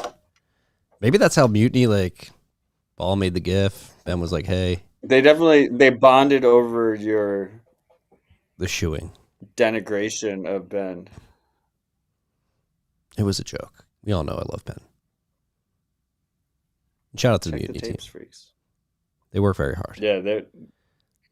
Yeah, so I mean, I don't even think I think we just assume that most freaks know what Mutiny is, but yeah, it's a full Lightning node in your browser, full Bitcoin wallet, and Lightning wallet. In your browser, you just go to the web page. It's completely false, or it will be completely false. I believe it's all out there because they've been releasing updates. So you can self-host it too. I had them on Dispatch in the early days, and they were like, "Yeah, you can like host OdellWallet.com." So like I bought Odell Wallet on Of course you air. But yeah, you can self-host your own version of it, so it actually works really well in the Uncle Jim model, where like you're hosting it for friends and family. And then they'll also release apps for iPhone and Android if you want to use the app-based model. The big trade-off of using a web browser is if you're using someone's hosted session, they can ship a malicious update. We were just talking about Ledger's potentially shipping a malicious update. Well, you have a similar situation here, even though it's open source. Like you press refresh on the page and then it just sends like a rug pull update. The benefit of on being on the web is they can ship updates very quickly. Right, updates could be malicious though. That's the issue. And also, they're not relying on the App Store. A lot of new Bitcoiners don't realize Bitcoin wallets used to be banned on iPhones, the iOS App Store. Now See, I there are wanted a to bunch of mention that. gaming. The videos of people smashing their ledgers with hammers are very reminiscent of that They were era. like shooting them with shotguns. They were smashing with the hammers. They were throwing them in blenders. There was a lot of different takes on destroying your iPhone because you couldn't get a Bitcoin wallet. Android allows you to install an app outside of app stores and also install competing app stores. It seems like iPhone, Apple might get their hand forced in terms of Europe monopoly laws um, to allow that as well. But in the meantime, it remains a single point of failure. And then also like a bunch of Android phones just throughout the world don't have Google Play, don't have the main Play Store. So yeah, it's nice to have a web app option, but you'll also be able to get a regular app, and they really do care about privacy over there. They care about sovereignty. They care about freedom. So they're building really important tools, and me and Marty are happy to support them as friends, and we're happy to support them financially through 1031. Yeah, that's part of the thesis from backing them too. I think they're making a very strategic move with the progression of native web apps, which seems like a lot of the phone companies are really beginning to hone in on native web apps and fine tune their products for it to make it so you don't have to go to the app store to get access to these products and services. Honestly, I have so much respect for those three guys that they could have like drawn on a piece of paper like a shit sandwich, and I would have supported them. That's not saying. But we should probably. Mutiny Wild is extremely promising. It is. Those are the type of builders we need, though. Like you put those three guys in a room, right, and they change the world. They're literally. I mean, when you they're in the room right here. I'm not really a VC. Like this is we had a popular podcast, and now we like help fund Bitcoin companies. But when you're talking about like early stage stuff, when you're talking about like these really early companies, like you're just backing the founders, right? Like it's all trust in the founders. You support them and you let them go on their vision, let them run with it. Like stay out of their fucking way. If we can help, happy to help. But it's all about the people. At the end that's what people constantly forget is like Bitcoin is code, Bitcoin's a tech project. Bitcoin is this open source project, but at the end of the day, it's a movement of individuals. Like it's all about the individuals that make this movement possible. And it just comes down to the people. Well, now that we're officially an AI podcast, I have to disagree. The computers are going to build everything moving forward. Your connection to humanity and individuals and teams doesn't really make sense anymore. The computers are going to build everything. Classic blue check take from MartyBent. I kid. No, it has been fun to watch them build. Literally, I watch them sit at their desk and build.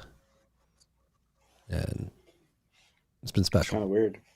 It's cool. Yeah, I just sit in the corner of the commons and say, hey. Yeah, then we got Justin, a couple members of the Fedi team work out the office right behind this wall. Fedi team's working hard behind this wall right now. It's cool to see. There's a lot happening. Apparently, to talk about Bitcoin, you have to be building stuff. It's a prerequisite. We're not bringing it. It's a prerequisite. It's a prerequisite now. Moving on. We are not bringing them up. last thing on the list before we get to software updates. This is 2 hours in already. Start9 Labs introduces I put server. something after the software updates too, but yeah, I did as well. But Start9 Labs introduces Server Lite in 2023 Server 1. So, StartOS really leaning into their operating system, graphical OS for running self-hosted software. Also offers dedicated plug-and-play hardware devices. I'm sighing because it's a 1031 portfolio company. So disclosure, just 1031.vc, you can see all the companies. But I was just sighing at another disclosure, Marty. This is great news in terms of more dramatic offerings or more choices for offerings, not dramatic. So the server light is super cheap. I think it's $200, $199. If you're listening, I think it's a little bit too underpowered. It's cool that they have a very accessible option that you can get started, get your feet wet, super cheap. The real meat of this to me is, first of all, I was very excited when they came out with their high-end version. I forget what it's called. It's right there on the bottom. Does it say what it's called? The Server Pro, which is this idea okay, you're going to self-host things. Let's put the best fucking hardware in it possible. And it's manufactured by Purism, which makes very privacy-focused, robust hardware. It has a really good reputation.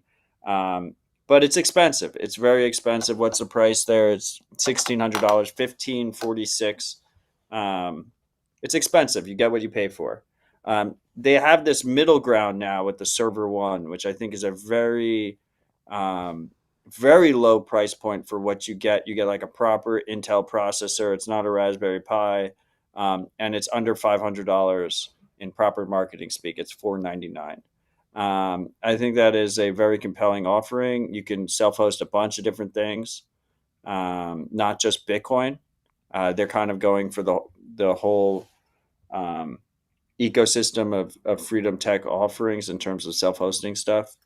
Also, on top of that, you can just bring your own computer and you can just flash StartOS directly onto any hardware that you already own if you don't want to go buy hardware directly from them. So you have that as an option as well. But that middle one, that Server 1, is a very, very compelling price point, in my opinion, for what you get out of it. You get a server that is way, way better than a Raspberry Pi.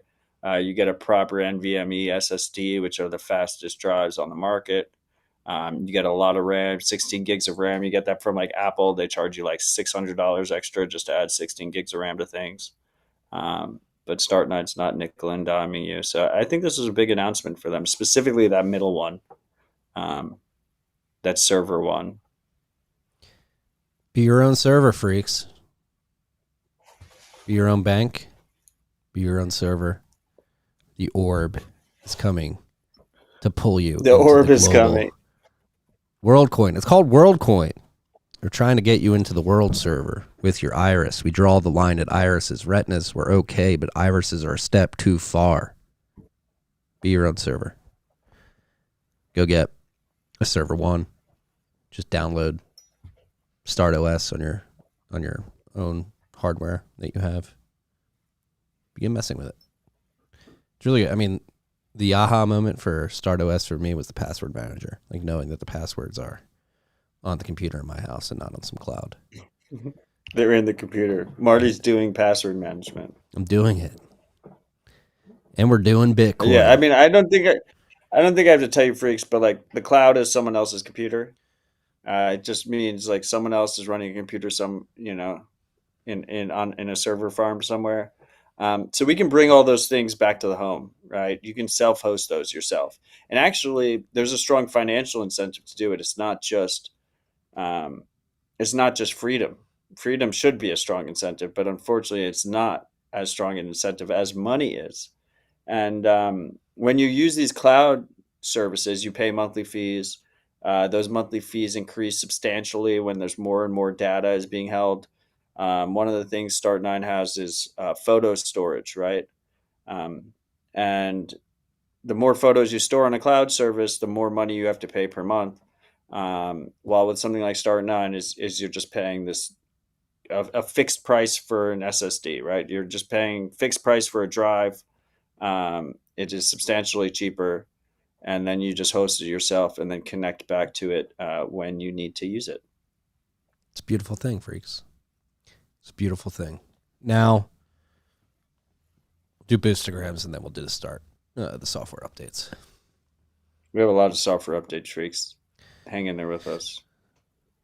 Please hang in there. The Boostagrams are only going to be like 3 days old, 2 days old because of the late post. So preemptive shout out to the Ride or Die freaks that got in there and supported the show with Boostagrams. Speaking of Ride or Die freaks, we have probably the hardest riding freak out there at Eric99. Eric, Stay our humble, boy, stack Eric sats. 99. Great Logan. advice, Eric. Thank you, sir. You took Logan's line. What? What do you think about that, Logan? Well, Matt already said it, so there's no need for me to say it. All right. He usually I said, apologize, Logan. yeah, because we do this on TFTC.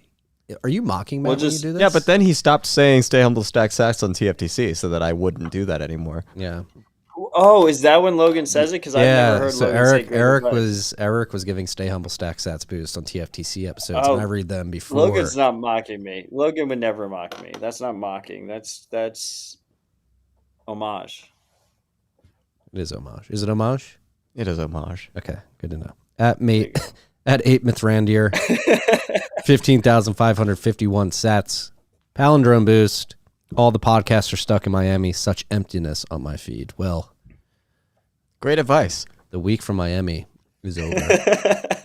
And we're going to be filling your feed We're with back. podcast 8 Mithrandir. Don't No. worry. No rest for the wicked. At Mr.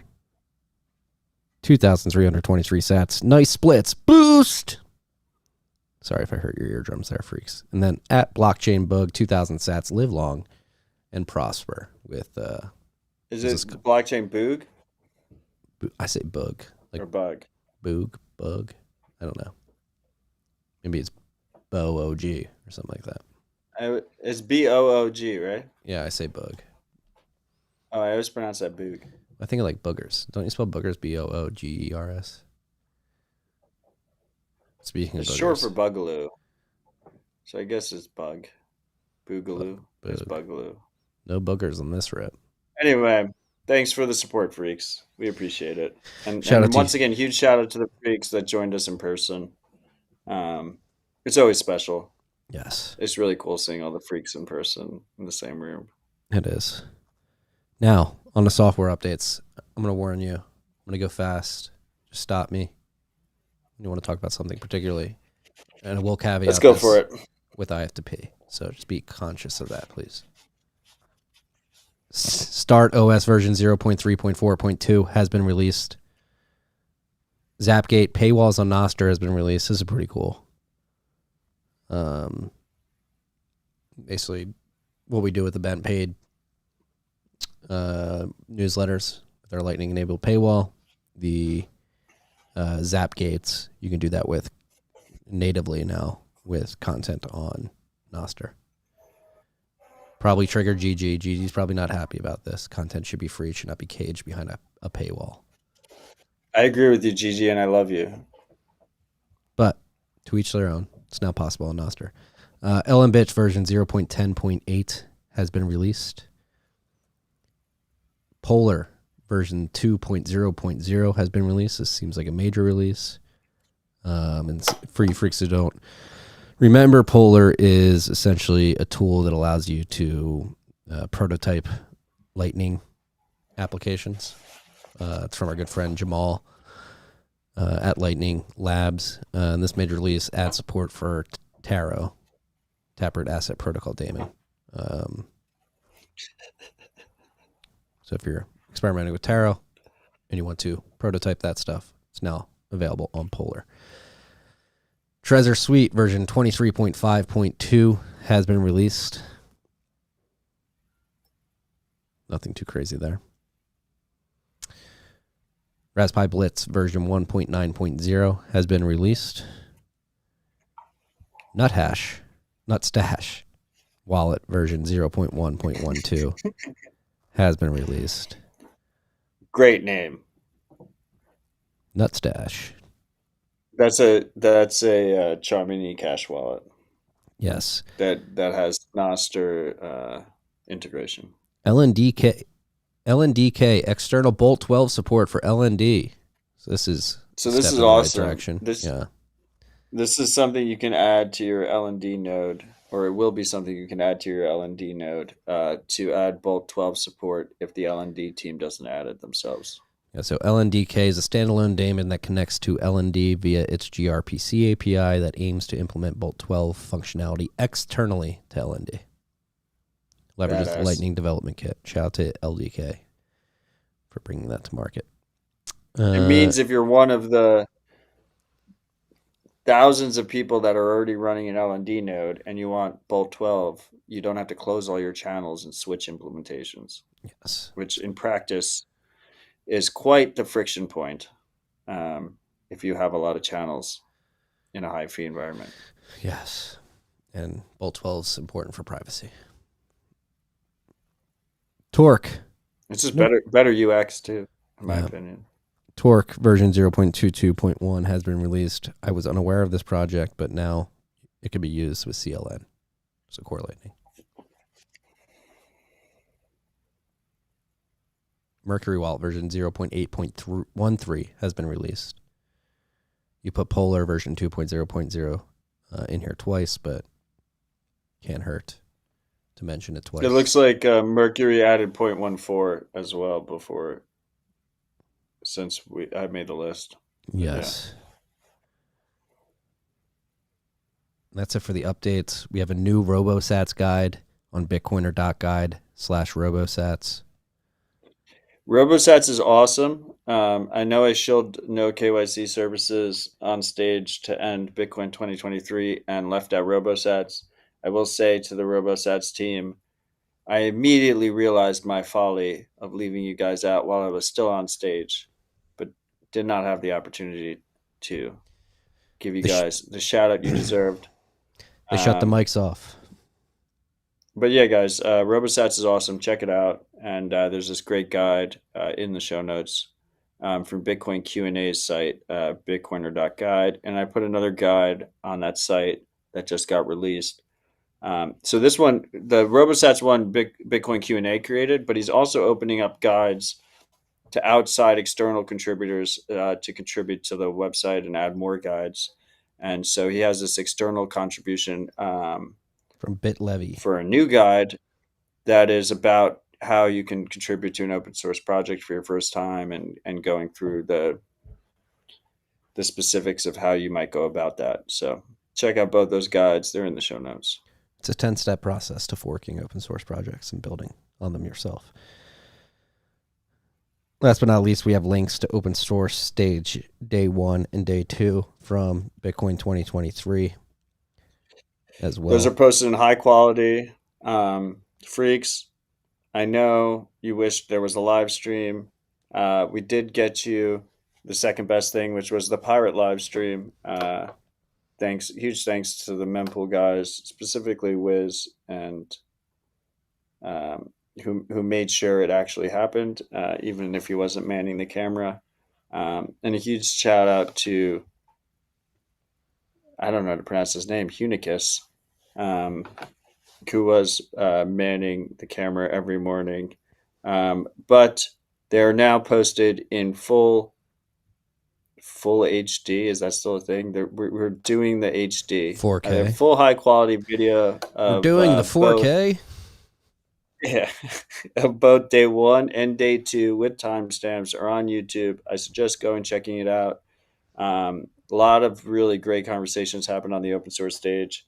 I will highlight specifically one, which is the role of Bitcoin core maintainers and the path forward during day 2. That was with Gloria, who is one of our 4 core maintainers, Nifty, who is training devs, who might be the future core maintainers, and the lead lawyer for the Satoshi Legal Defense Fund, who is defending her name is Jessica, who is defending devs from Fake Toshi CSW. We're all on stage together, and it was moderated by Nashville's own Steve Myers. Really great, important conversation. You should check it out. Go check out all of them. A lot of great conversations, a lot of great presentations. One great podcast, if I do say so myself. Yeah, there was a podcast. There was a live podcast on day one on the open source stage. I forget who. It was like a competitor to All In podcast. I forget which one it was. Yeah, they were like AI focused or something like that. It was. I hate to rush you off, but I'm about to pee my pants. This has been a great rip. We're almost 2.5 hours in. This is good. I mean, before we wrap, so Lit Devs is tonight in Austin. Lit Devs tonight's in Austin. We got Houston Bitcoin meetup in Houston. So you've got about an hour and a half if you're in the Houston area, and you want to get there. I don't know the address off the top of my head, but go check it out on the meetup page. Houston Bitcoin meetup. Next week, the Meat Mafia boys are running their first summit at Bitcoin Park. They're calling it the Alt Health Summit on Friday, June 2nd. Consider joining us. It should be a great group of people. In Philly, Bitcoin John. They're going to have Dez from Thunder Games in town, I believe, a week from this Monday. So that would be like the 5th of June. So if you're in Philly, go check out the Bitcoin John. New York tonight, if you can make it to Pub Key. Romaine from Bitcoin Beach is going to be there talking about Bitcoin adoption in El Salvador and other things. Fuck yeah. Consider searching, if you're listening to this on YouTube, consider searching Citadel Dispatch on YouTube and pressing the subscribe button. I got a great lineup the next week, including Jack Maulers and Adam Back tomorrow. Love to have you join us in the live chat. Subscribe everywhere. YouTube, podcast feeds. We're so bad at this. Bitcoin TV. Subscribe everywhere. I love that. Cheers, guys. I mean, this is great. Marty's got to pee. Stay humble, stack sats. Sorry for rushing. I know it was a little bit rushed there at the end, but nature calls. Nature calls, as they say. I love you and Logan. I love the freaks. We love you too. Peace and love.